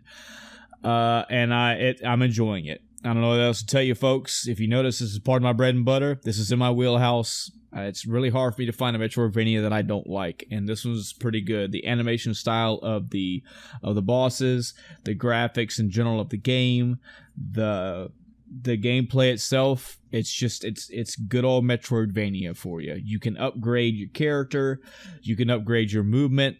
It's got a pretty good little story to it. And as most of my Metroidvania games, I am working my way through it. Second game I'm going to talk about last, because I'm a third game I'm going to talk about last, obviously, but I've got to talk about the second game first so you understand why I'm even playing a third game. Okay. Sekiro Shadows Die Twice came out last Thursday night. Technically had a midnight release, but Friday it was out. We recorded, I want to say that Friday. Yes. Same day. The same day. I had not played it yet.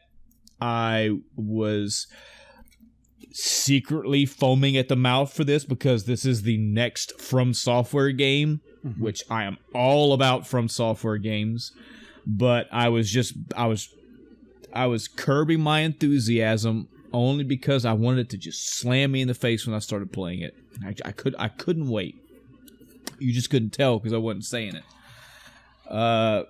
I've had this thing pre-ordered for some time now, and it was downloading and it had finished and it was on my computer and ready to go.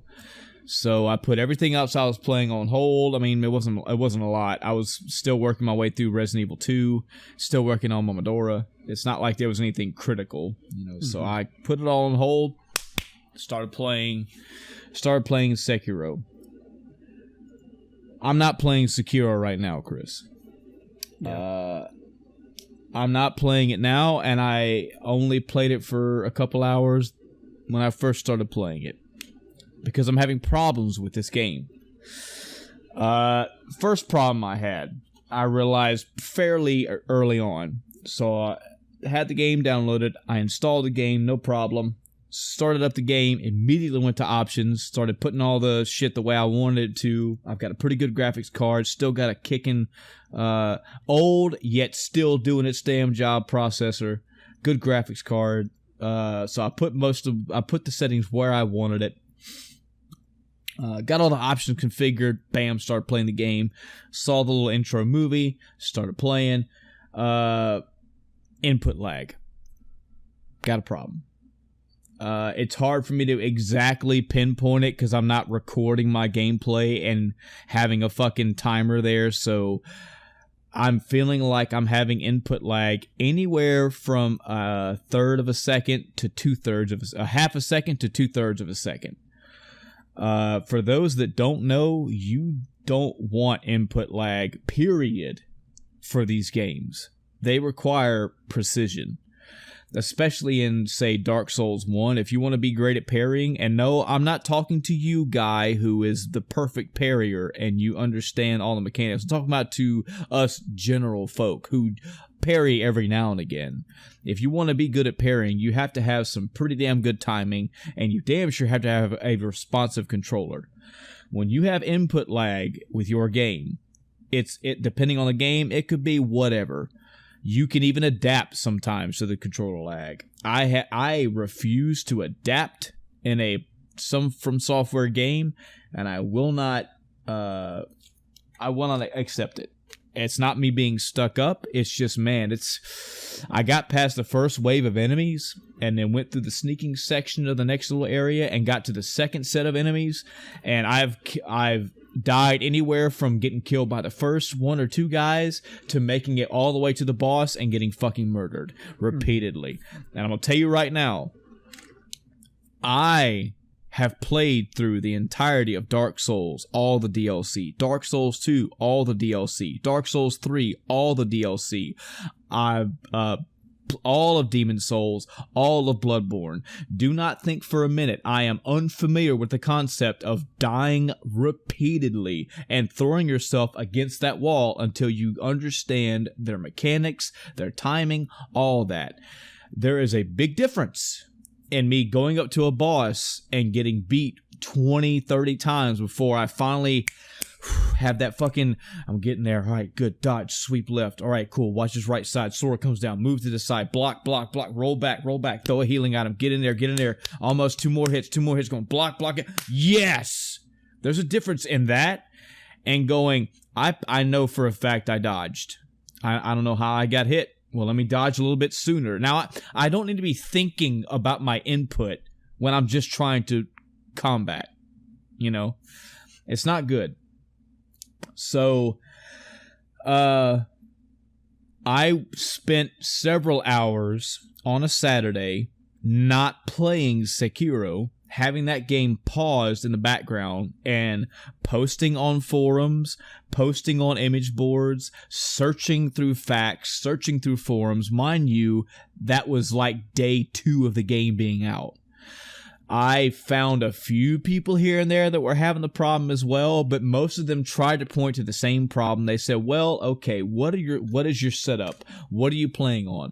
I am playing on the PC. I have the Steam version. Okay. What are you playing with this? What are you playing with that? And when it gets down to wireless controller, that's the first place everybody goes to. Well, it's your wireless controller. No, it's not.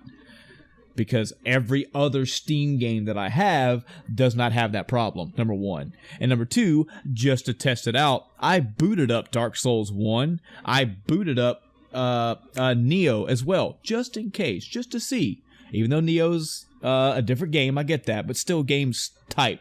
No input lag. Tried a couple other random games, no input lag. Play Sekiro, have input lag. So it's not the controller.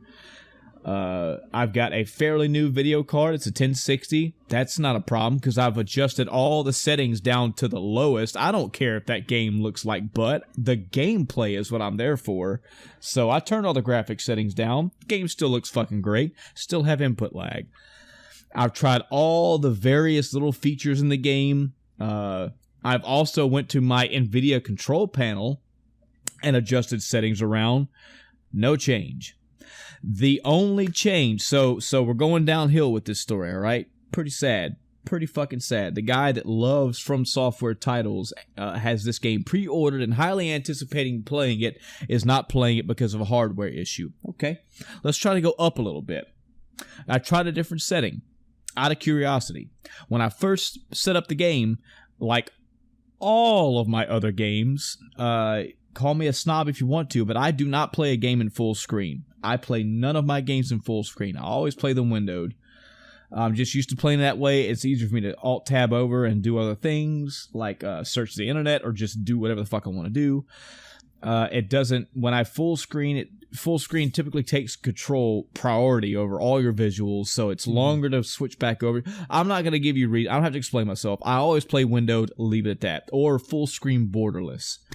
So I said, okay, of all these things that I'm telling people I've tried, you know what I haven't tried? I haven't tried full screen. All right, well, let's fuck it. Let's put it up to full screen, see if maybe that fixed it, because I don't know. I haven't tried full screen yet. Booted up the game, went to options, went to full screen. Hey, guess what, Chris? No input lag. Fucking imagine that.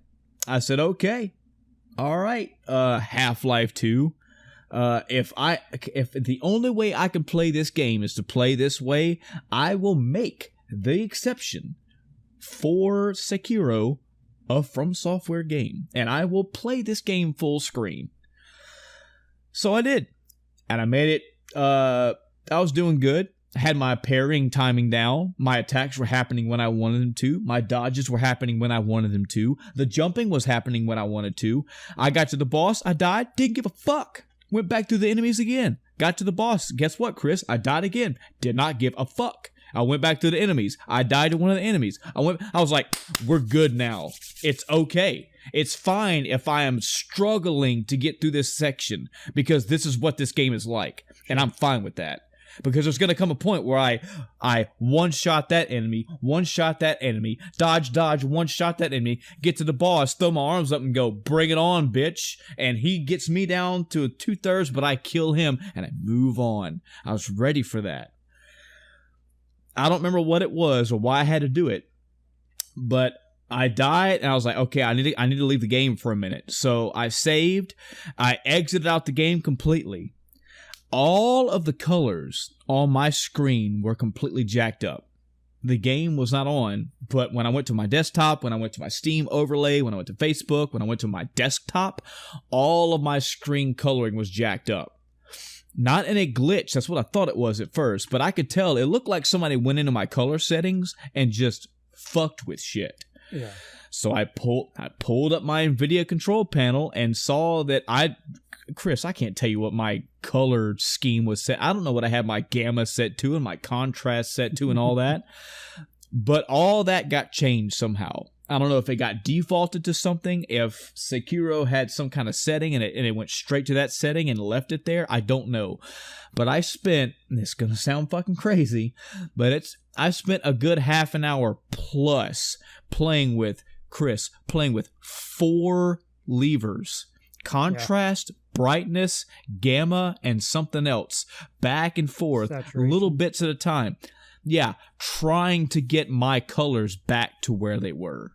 Now, somebody has suggested that NVIDIA might have put an update out. No, NVIDIA hasn't updated the fucking control panel. I would have known if it did. But let's say it didn't. I opened the game back up. I played for a minute. I closed the game out. Guess what? Colors all fucked up again. I said, okay, let's spend. Well, I spent less. I had a screenshot this time, so I pretty much put it back to where it was. But even I'm looking at my Steam overlay right now. I'm looking at Audacity that's recording. The colors are still not what they used to be, and I just eventually just gave up on it. This is as close as I'm going to get. So having said all that, I am not playing Sekiro right now. This is not some boycott. I am not folding my arms and demanding my money back. What I was hoping for was in the first couple days, I would open up my Steam overlay and would see an update for Sekiro Shadows Die Twice. I was hoping that I could go into some forums now that it's pretty much a week after release and see some other people that are having this problem and see what their fixes are. I've seen a few people here and there that have had roughly the same setup and the same problem. I've also had some people on some image boards as well say, yeah, I've got the same card. I'm using the same controller. This is my problem. This is what I did to fix it. And I have found nothing yet. Nothing that has worked except for going to full screen. And I'm not going to full screen because full screen is fucking up my computer. And I don't know why. I don't know how. So until this gets resolved, until as first world fucking nose in the air as this sounds, Chris, until I can play Sekiro Shadows Die Twice on my PC, not in full screen and not have input lag, I am not playing this game. I'm not mad, I promise you. It sounds like I'm more mad at the situation because this should be a non-issue.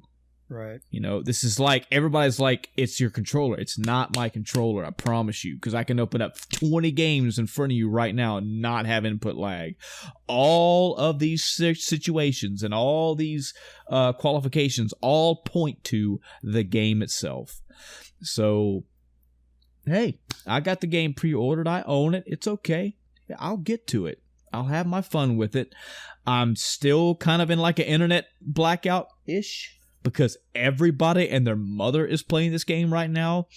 Take note, there's an article I saw today on my Facebook feed that said, yeah, there's already a guy that beaten Sekiro under an hour. Holy crap. That means a lot of people are playing it. A lot of people are having fun. I am not yet. I will.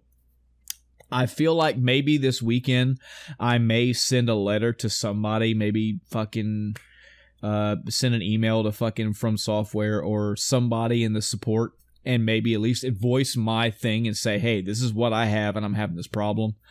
But I'm genuinely hoping a patch is coming soon somehow.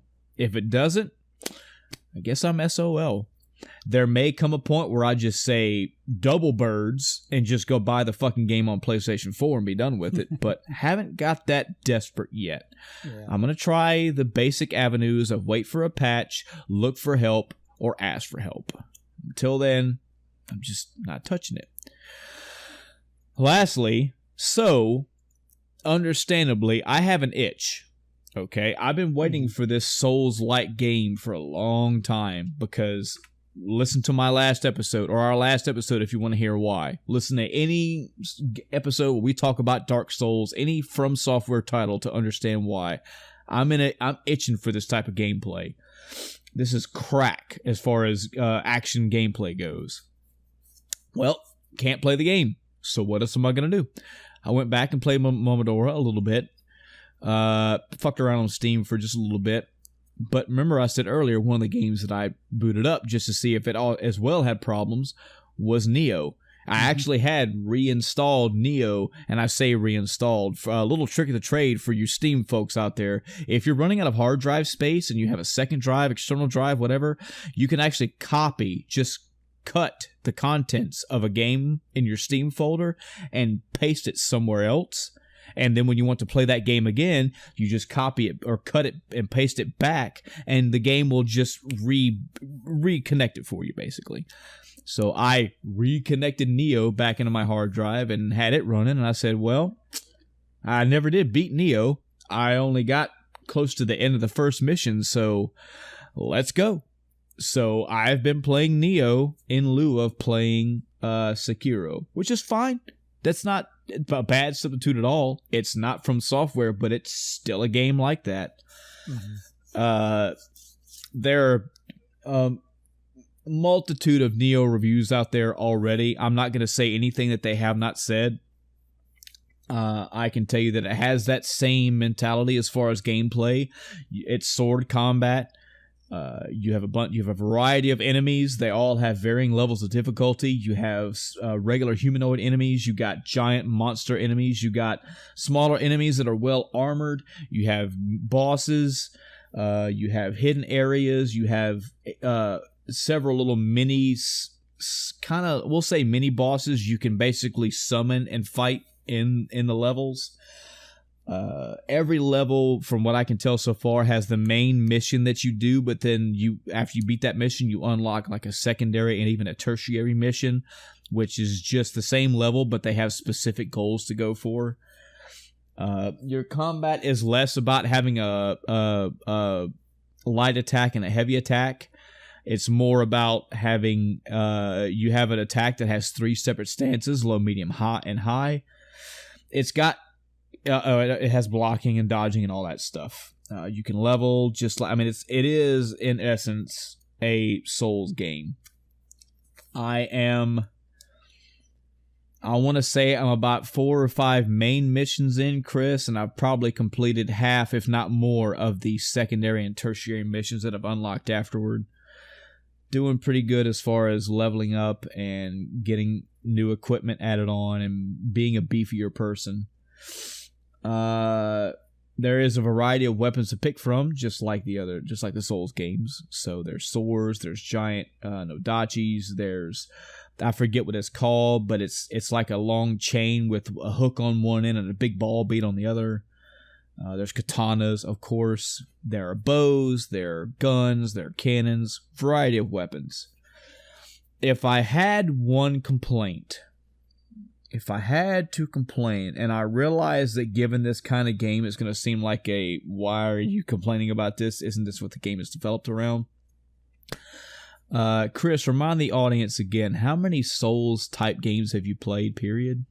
I beat Demon Souls and started Dark Souls 1. Okay, so I'm hoping that given even that amount of experience, you can understand and relate to what I'm saying. The problem that I've been seeing with Neo... Okay, let me put this in perspective.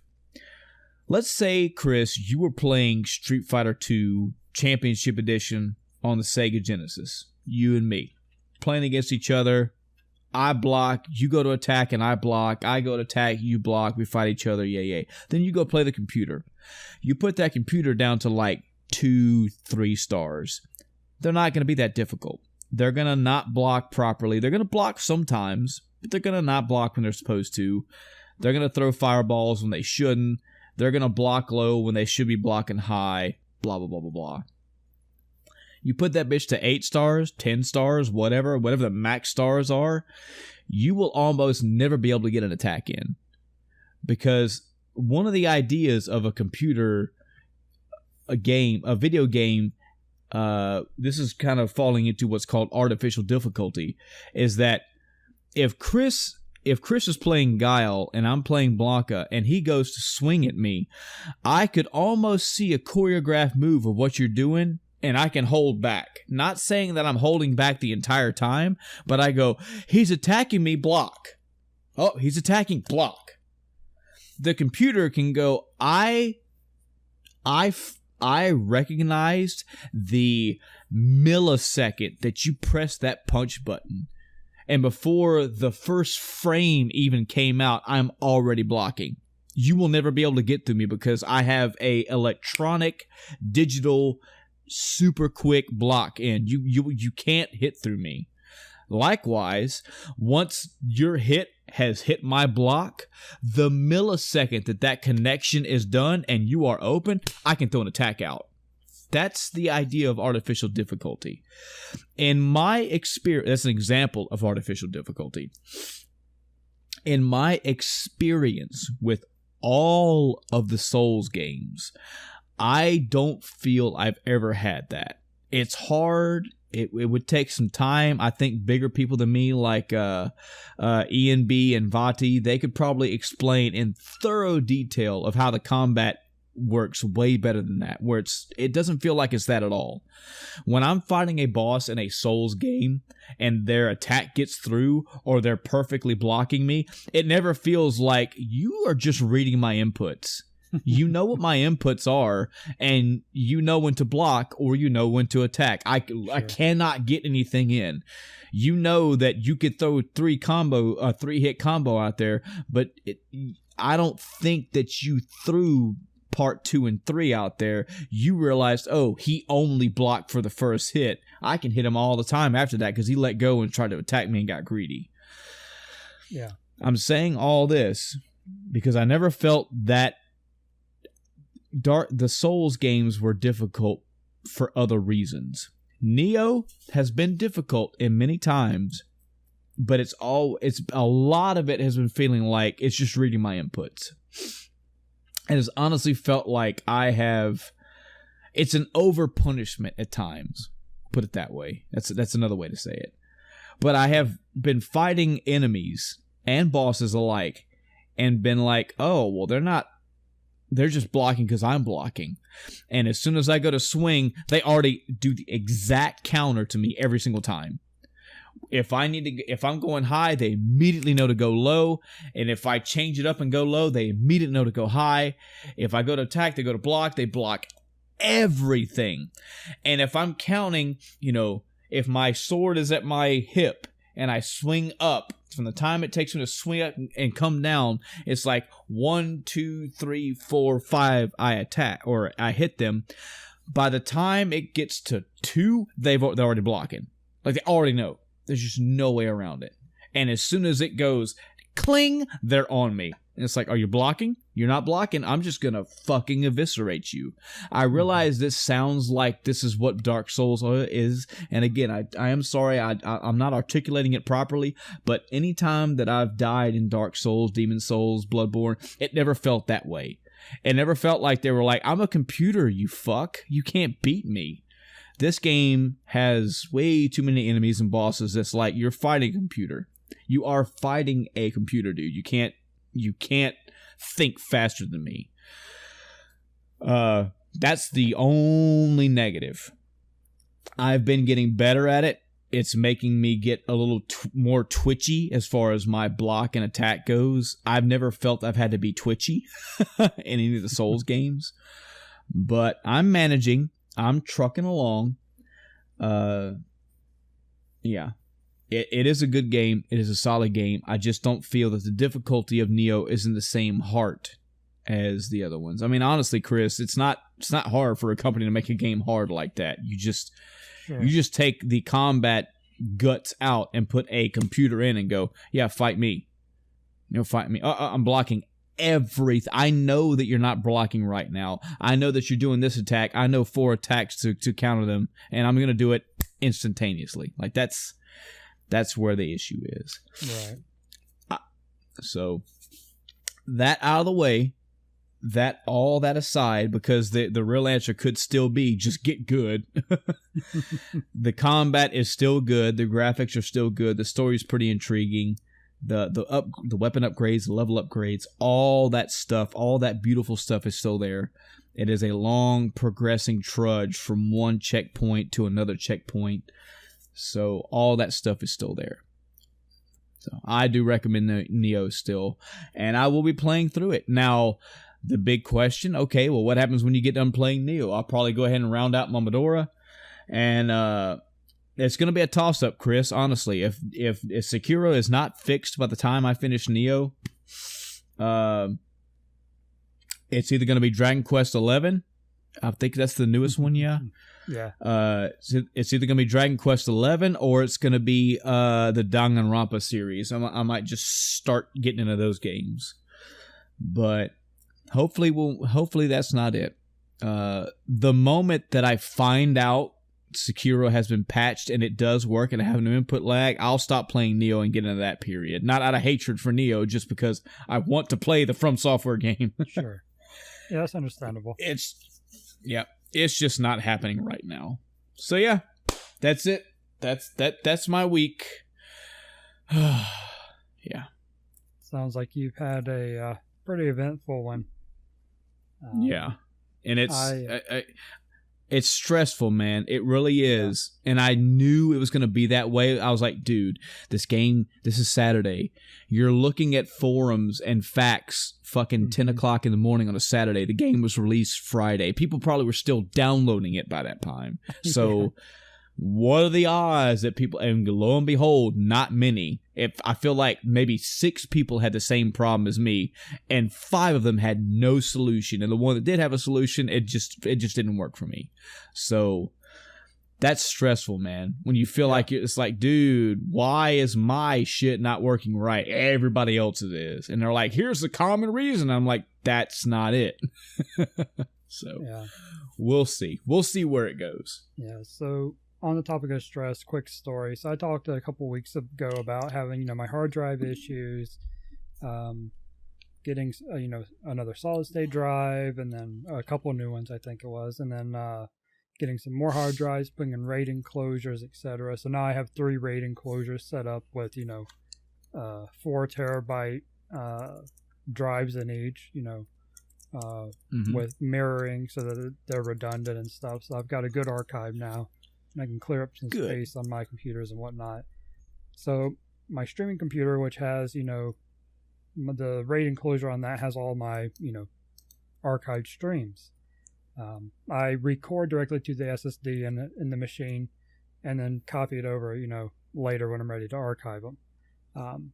So I wake up in the morning, sit down at my desk for work, and I look over and, oh, my streaming computer restarted. It's on the Windows login screen, because I let it patch itself. It's not a big deal.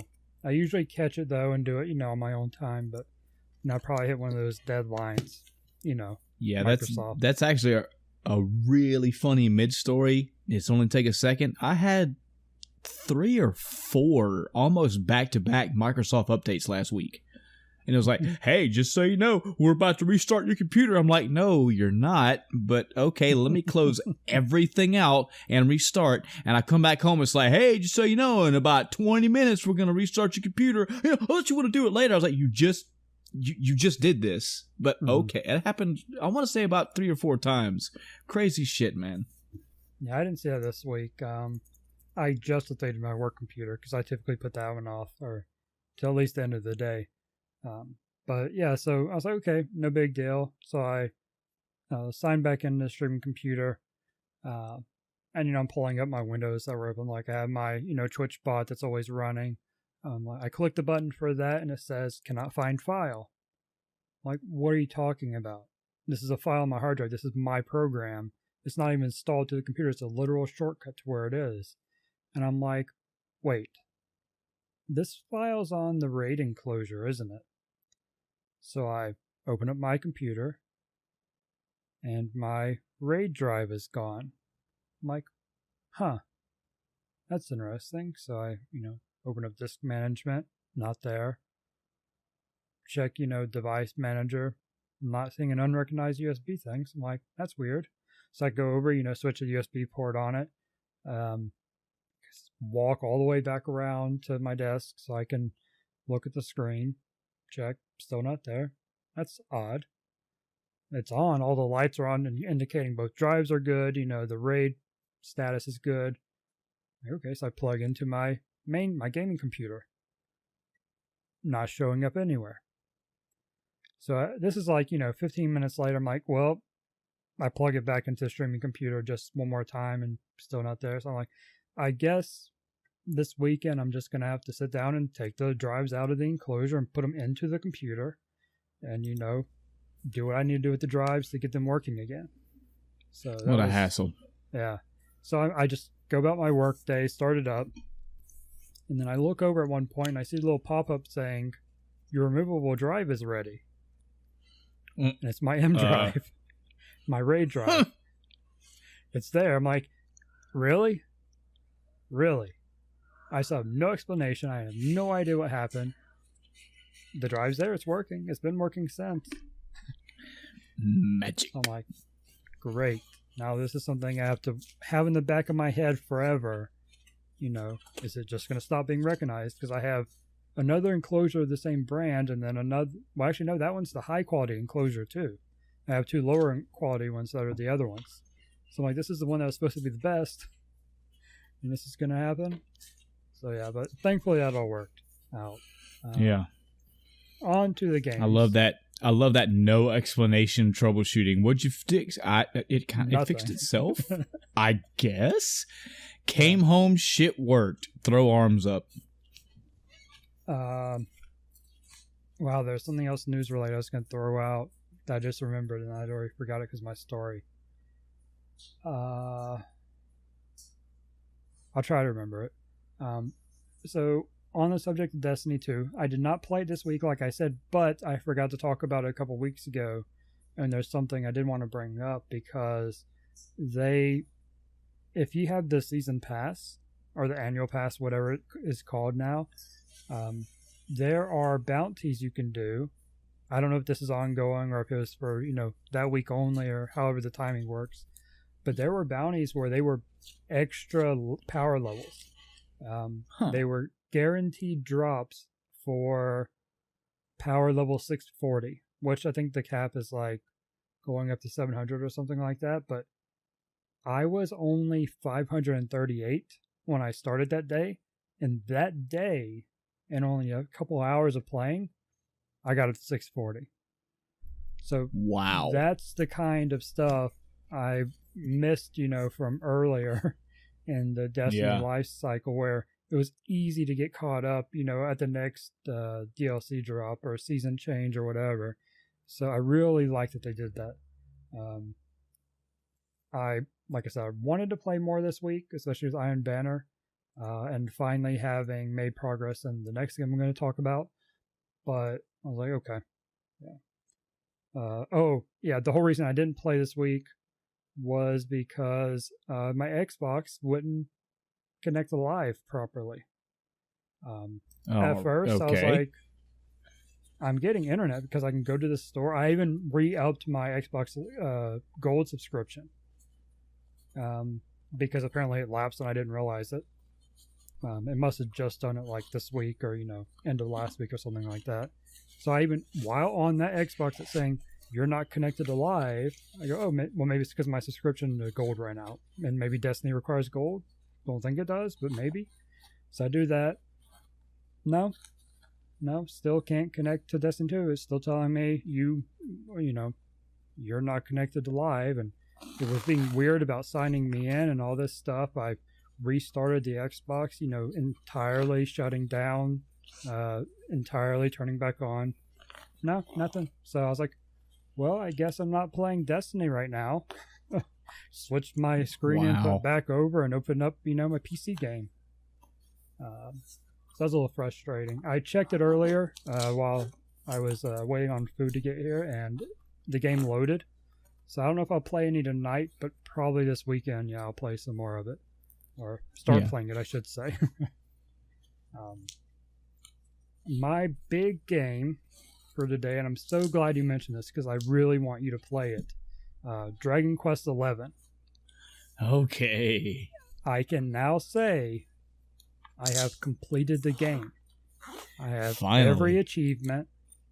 I completed the post-game story, everything. There's a few things I could do in the game to truly 100% it, but I finally got through it. And good. Man, what a ride it was. It's so good. I spent some time this week just focused purely on the side stuff, particularly the things needed for achievements as I was working on getting better equipment and leveling up and stuff, because it's painful to just sit there and do the experience grind trick, because it takes like 15 to 20 minutes per setup, and then you have to reset and do the 15-20 minute setup again, and it's just boring. So it's really good for experience. It's great. It beats grinding, that's for sure, but it's just super boring. I was like, okay, I'll do it once and I'll go do side stuff.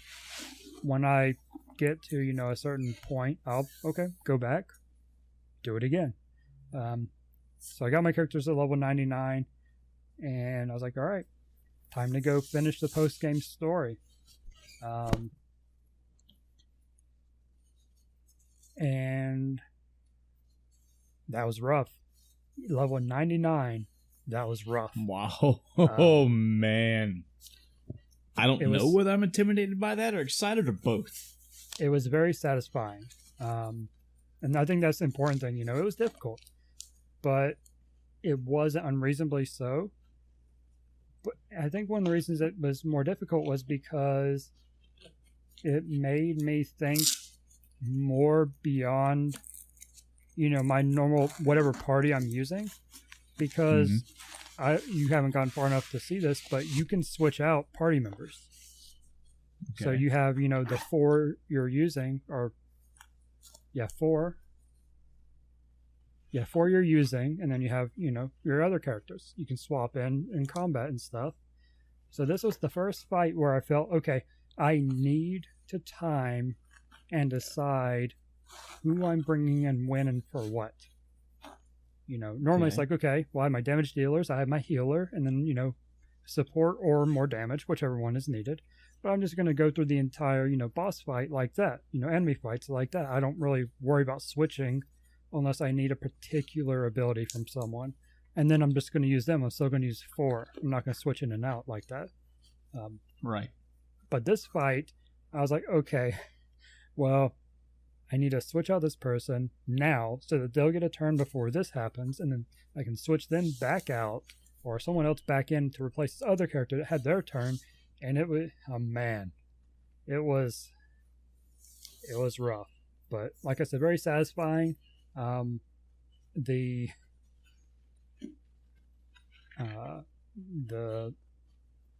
ending, because this was the post game, the ending, satisfying. The credits did something pretty cool, so that was fun to watch. Actually sat through watching the credits, didn't try skipping. And that was, roughly 101 hours to complete the game and get all achievements. That's so crazy to think of. Again, it's coming off the heels of having that conversation about Persona 5. Mm-hmm. And I don't know, 2 different people. Okay, 2 different people, 2 different gameplay styles, 2 different gameplay experiences, but over a couple hundred hours in my first campaign playthrough. Would you feel that Dragon Quest XI, did it feel as long as that? Did it feel longer? Did you get more out of it in that 100 hours? Like, was it 100 hours, but it felt more like 150? Or I don't know. Did it feel meaty? Yeah, it felt longer. Because it was a lot more grinding. Persona 5, my first playthrough, and, well, I won't say first playthrough because I don't remember exactly how the timing worked out, but I think it was about 100 hours to 100% it. For me to 100% it. So they're pretty much on par with time taken, but Dragon Quest XI certainly felt like more of a grind to it.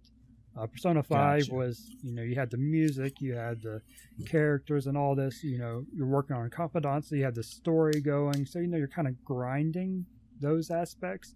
It doesn't feel that way. The Underground, I just went completely blank on the help me out here. Mementos, yes. That was pretty much the grind to Persona 5. And that kind of grind is more in line with, Dragon Quest XI's grind. So they're about the same as far as that goes. But you don't really have to do that grind unless you're 100%ing the game, which is what I was doing. I could have went and fought the boss, 30 hours ago. But I opted not to. Because I wanted to knock out as much as I could for everything.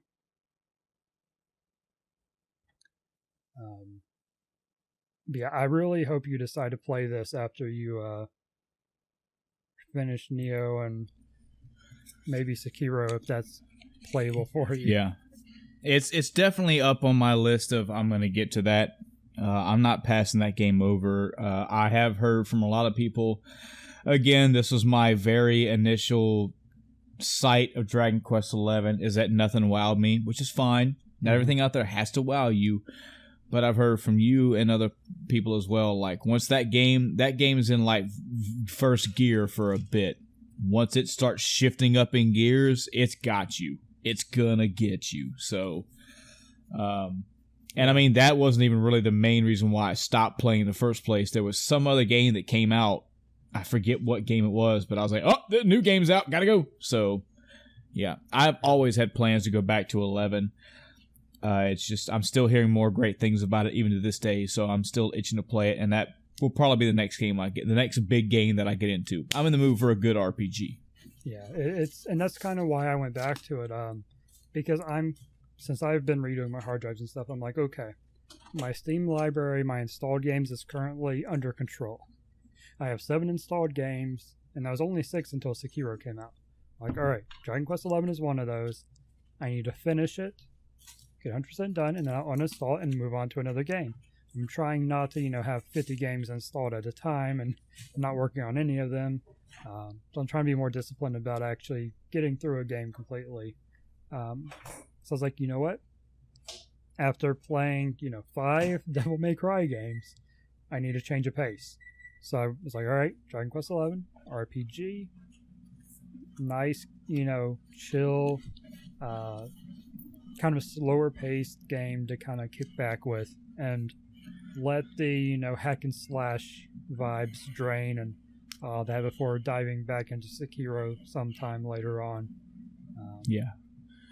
So that's why I picked Well, it. let me ask, how good is this story in Dragon Quest XI? And does it, what I have heard, does that actually happen? Like for, the first, I don't know, 2 to 5 hours, it's like okay, pretty whatever story. And then it goes, whoa, then shit pops off. Does that happen? And is it a good story? Yeah, I mean, it's been painful because I want to talk about this so much more in depth, but I enjoyed it so much that I don't want to spoil it at all. So the story does start out slow. It's kind of your typical, RPG start, not a whole lot going on, and then something happens, and you're the hero, I guess, and then they start revealing more and more, and it's a pretty solid story. I liked a lot of the characters, their interactions with the hero, who of course in this game doesn't have a name, so he's just typically called the hero. And yeah, I enjoyed the story a lot. Post game, I think the post game is better than the main game. Okay. And on that note, crazy. The post game. Now, are we saying that? Oh man, I'm kind of having some Nier Automata flashbacks, and I want you to rein me in if I'm incorrect. Are you saying that you played through the main game, start to finish? Let's just shit a timeout. Let's say 0 to 60 hours. You went through, the story was taking you this direction. You knew the main villain was up ahead of you. You traveled through and you fought the main villain, and the main villain got killed. Game over. And they said, by the way, and they added more story, main story? Or is it just, hey, you beat the game. Hey, if you want some extra additional stuff to do that's not directly tied to the main story, here you go. Or if neither one of those are correct, how does the epilogue happen? It spoils it if you tell me, isn't it? Yes, that's why I've said this every time I talk about it. It's hard to say why, because how they set up the post game is a huge spoiler. Okay. It has, but you're gonna want to get into the post game though. Oh yeah, you're gonna play through the main and go, whoa, oh yeah. Yeah. Okay. Basically, the way it works is you play through the main game, you do your thing, you begin what you believe to be an epilogue. Kind of a walk here, do this kind of, typical RPG epilogue, or, now you can explore the world and complete your, 100% stuff. And then it's like, oh no, this isn't an epilogue. This is more story. It's optional, technically, but there's more story. You're not done yet. Gotcha. Unless you want to be. Gotcha. But you probably don't want to be. All right, cool. I'm looking forward to this. Hope it lives up. I really do. I do too. That's it for my week. For once, a bit of a short one. Yeah. Don't really have a topic for this week to get into. I guess you could say the PlayStation State of Play was kind of a topic. Yeah, we kind of talked for a while about Breath of the Wild again. A little bit about Persona as well. I think that's fine. Real quick, since we're you were kind of talking about games you were going to play in the future. What are the upcoming releases? Are there any that you're looking forward to? I'll tell you the same thing I tell the guy at GameStop. No, not really. The only other, the last game that I have pre-ordered for this year entirety is Doom Eternal. I mean, that's a fucking given. I can't wait to play the sequel. I can't wait to get more of that gameplay, more of that fucking Mick Gordon music. I can't wait. But, and you know what? I could look it up right now, but I have food in front of me, not my keyboard. I'd love to see if that date has been changed, but the last that I heard, the last my receipt tells me, is that this game is not coming out till December of this year. Hey, I'm fine with that. I'll take your time. I have no problem waiting. Yeah, it's just got the December 31st placeholder date. That's typical. Yep. That's as far as any... Go ahead. Oh, yeah, I feel you. That's the same date that's on my, Final Fantasy VII Remake pre-orders. That doesn't mean anything. As far as games coming out this year, man, honestly, you know what? Go ahead and tell me yours, and I'll take a quick look down the list again, but not really. Yeah, that's right. We did kind of go over the list, didn't we? Yeah. My next big thing is Anno 1800. I talked about playing the beta for that, and that was probably the most solid beta I've played in years at this point, with the state of betas how they've been. So I'm looking forward to that, and then Mortal Kombat 11. I'm kind of like you, where I like watching it. I like playing it to a certain extent, but then it'll just kind of set to the wayside after beating whatever story aspect it has to it, which I'm looking forward to.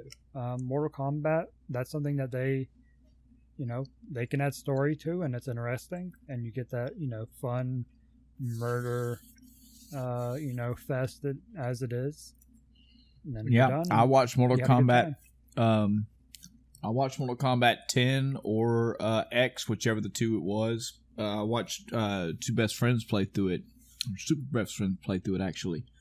And yeah, the storyline was actually pretty good. It was pretty interesting. They're moving up in the world of storytelling in the Mortal Kombat franchise. So yeah, I don't foresee myself getting that game until sometime in the future when it's down to, $15-20 or something.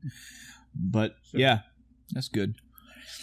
As I'm looking down the list, seems like a little bit more updated list on the wiki page anyway. The Phoenix Wright Ace Attorney trilogy is coming to Windows. Maybe that's coming to Steam. That'd be awesome. The Nintendo Switch, the PS4, and the Xbox One. So I might pick up that. I've had a little unknown thing about me. I've had a little thing for Ace Attorney games. I've never played any one of them, but it seemed interesting to me. Maybe I'll try that one out. Chris has already asked me a couple times on the Discord for End of Timecast if I'm going to send him some Nintendo Labos that's coming out in April, and I told him I didn't answer him at all, hoping my lack of answer is going to, that's all the answer he needs. Assassin's Creed 3 for the Nintendo Switch, Resident Evil for the Switch. Yeah, I was reading an article about Assassin's Creed 3, the remake, and apparently it plays so much better than the original release that it was almost like, not quite playing a new game, but having that, new game feel to it. So that's really cool to hear. There's a Super Mario Maker coming out for the Nintendo Switch in June, but yeah, I'll tell you right now, I don't own Mario Maker. Believe it or not, I actually mentally kind of treat Mario Maker in the same vein as Fighters, because the best part of Mario Maker is having other people play your levels. And yeah, I don't have enough people that I want to share them with. I could share them with the world, but I'm talking completely out of my ass because I don't have the game and I haven't played it. I'm only talking surface, talking like way from above, looking down. I feel like a lot of the games the custom games that you find in Mario Maker are super ultra fucking staple your dick to a table hard, and I'm not about that. Eventually, that gets really old with me. So, and I'm also not that super creative. I'm not a speedrunner in my mind, nor in reality. So making a super Kaizo style level in Mario Maker is not just something. This is something that I watch, just like fighting games. I will watch Mario Maker 2 in whatever speed running venue it jumps into. Hopefully a blind relay race again, and I will be off my fucking ass, out of my chair, in the air, hands pumping, going woo, because I love watching these races. But as far as me getting the game, no. Yakuza 5 is coming out, which, again, sadly, I've played through Yakuza 0. I've made it probably about 2-3 hours into it, and I think other games came out, but it wasn't drawing my interest. Same thing with Yakuza Kiwami. But I've been told on several sources I need to give those games another solid try and keep at it. Yeah, I need to go back to Kiwami and finish it. Yeah. And I do, or I will, and I plan to, just haven't done it yet, not anytime soon. Wolfenstein Youngblood, not really. I'll probably watch it for the story, but I don't know if I'll own it or not. Catherine, I never played the first one. Unfortunately, man, as sad as it is to say, there's like nothing else coming out this year that I really care about. So that might be it for me. It looks like I might have to fucking dump money into Steam sales, or just I don't know, play the games I already own in my library. I was about to say, my Steam library, I have 507 games in it, so I'm sure I can find something to play, you know. Yeah, there's no shortage of games for me. So even though over the next several months, audience, we don't have new games to talk about, we will have new games that we haven't played that are not brand spanking new. So there is no shortage of games on my side of the world, and I know there isn't for Chris either. So, but as far as like new 2019 fresh stuff, nope, probably won't be. Yeah. Something I realized I haven't even brought up on podcast. So a couple of weeks ago, I want to say maybe 3 weeks ago at this point, they announced the dates for TwitchCon this year. I believe it's September. I'm going this year. Oh, wow. Okay. Yep. I bought my tickets, got my flight and hotel and everything straightened out, and I'm going to TwitchCon this year for the first time, so that'll be fun. All right, so are you going as, I don't even know if there's a difference here, but are you going as a content creator, or are you just going as a person? I'm going as a person. Okay.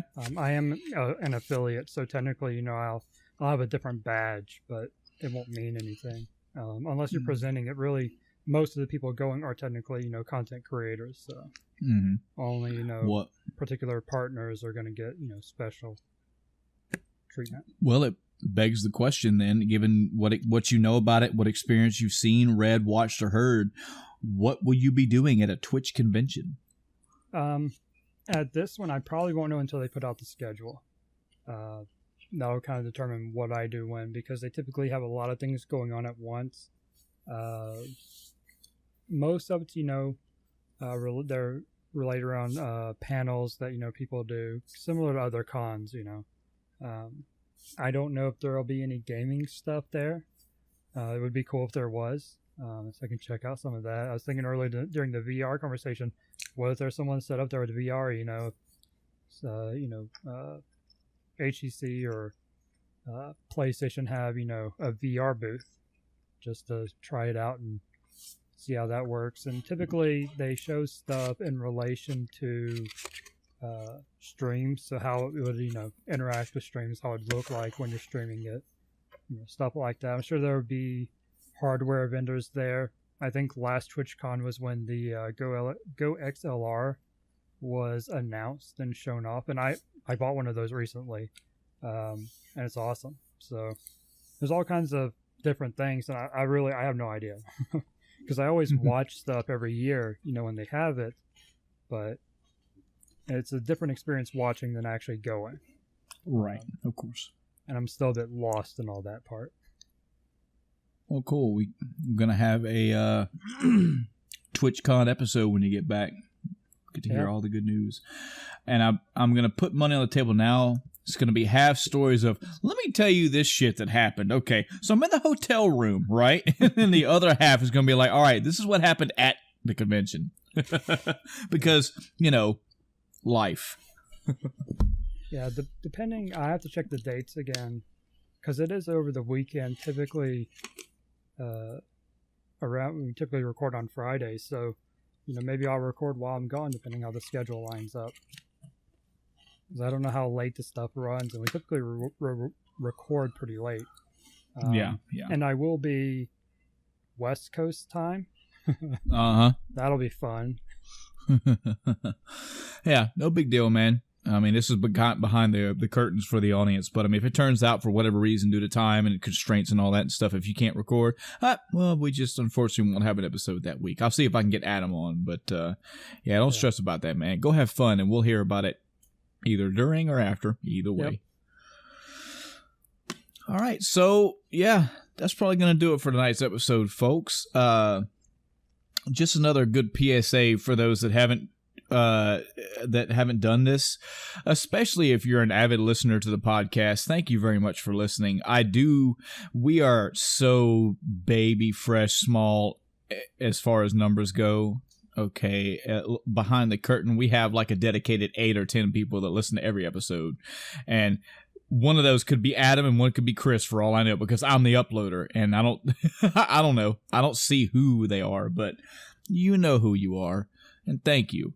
If you are that dedicated audience and you're pretty much listening to this as the weeks come out, let me ask you directly. Do you have a PlayStation 4? You do. Go get Persona 5 if you don't have it.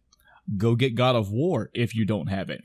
Go get Bloodborne if you don't have it. Those are at least 3 solid must-play games for the PlayStation 4. Do you have a Nintendo Switch? You don't? Go get one. Why? Because you need to play Breath of the Wild. But I've got a Wii U. Okay, go get Breath of the Wild for the Wii U. But it doesn't matter. I started with it on the Wii U. I don't even have it for the Switch yet. I went from playing it on that to playing it on the Wii U still. So it's fine. I've thought about buying another copy of Breath of the Wild for the Switch just to support Nintendo, just to do that, because this game is that good. If you have any 4 of those games, please, we would love for you to write in, message in, whatever, tweet us, retweet us, something, and tell us your experiences. Definitely want to know how you feel about these stellar games. What sequels are you looking forward to and why? What are you hoping they change? Any of the stuff we talked about before our weeks. Any of the games we talked about in this week. Have you been playing Sekiro? Have you been playing any other game like that relatively soon to its release to prep for it? Like, did you just blast through all the Dark Souls games and you spend the past few months just pulling your hair out over the difficulty? Great. We love to hear about it. We love to hear what you think about Dragon Quest XI. Chris is right. I know he's right because I know Chris and I know our gaming mentalities together. But hey, it's always good to have somebody else come in and go, yeah, Chris was right. You need to play Dragon Quest XI because spoiler-free reasons here.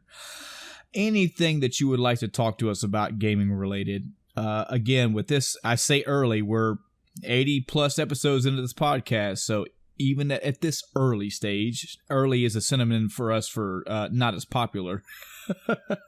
At this early stage, it's almost guaranteed to get it read on the podcast, and we will engage with you back either on the podcast itself or probably a reply, because it's one of the reasons why we do this. We do love swirling the wine around and just theory crafting about games, but it's even better when you have genuine gamers out there that you can have conversation with. It really is.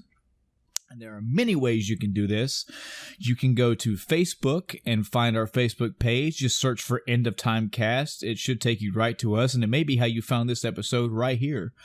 We have an email address, so you can email us at endoftimecast@gmail.com. That's endoftimecast@gmail.com. No funny numbers in there, just spell it as you heard it. We still have a Twitter page. You can tweet us, retweet us, however you want to do that. You can find us on other platforms like apparently Spotify has us, and we are on iTunes as well. So not only can you find us in other places, those are places as well that you can add comments or message us directly. You can also share this with other people, with other gamers you know of, and we love that. again, back in episode, I don't know what number inserted here, we made it almost an entire episode about it's not for the money. And guess what, folks? We're 85 episodes in, right, Chris? 85? Yes. Yeah. And we're still not doing it for the money.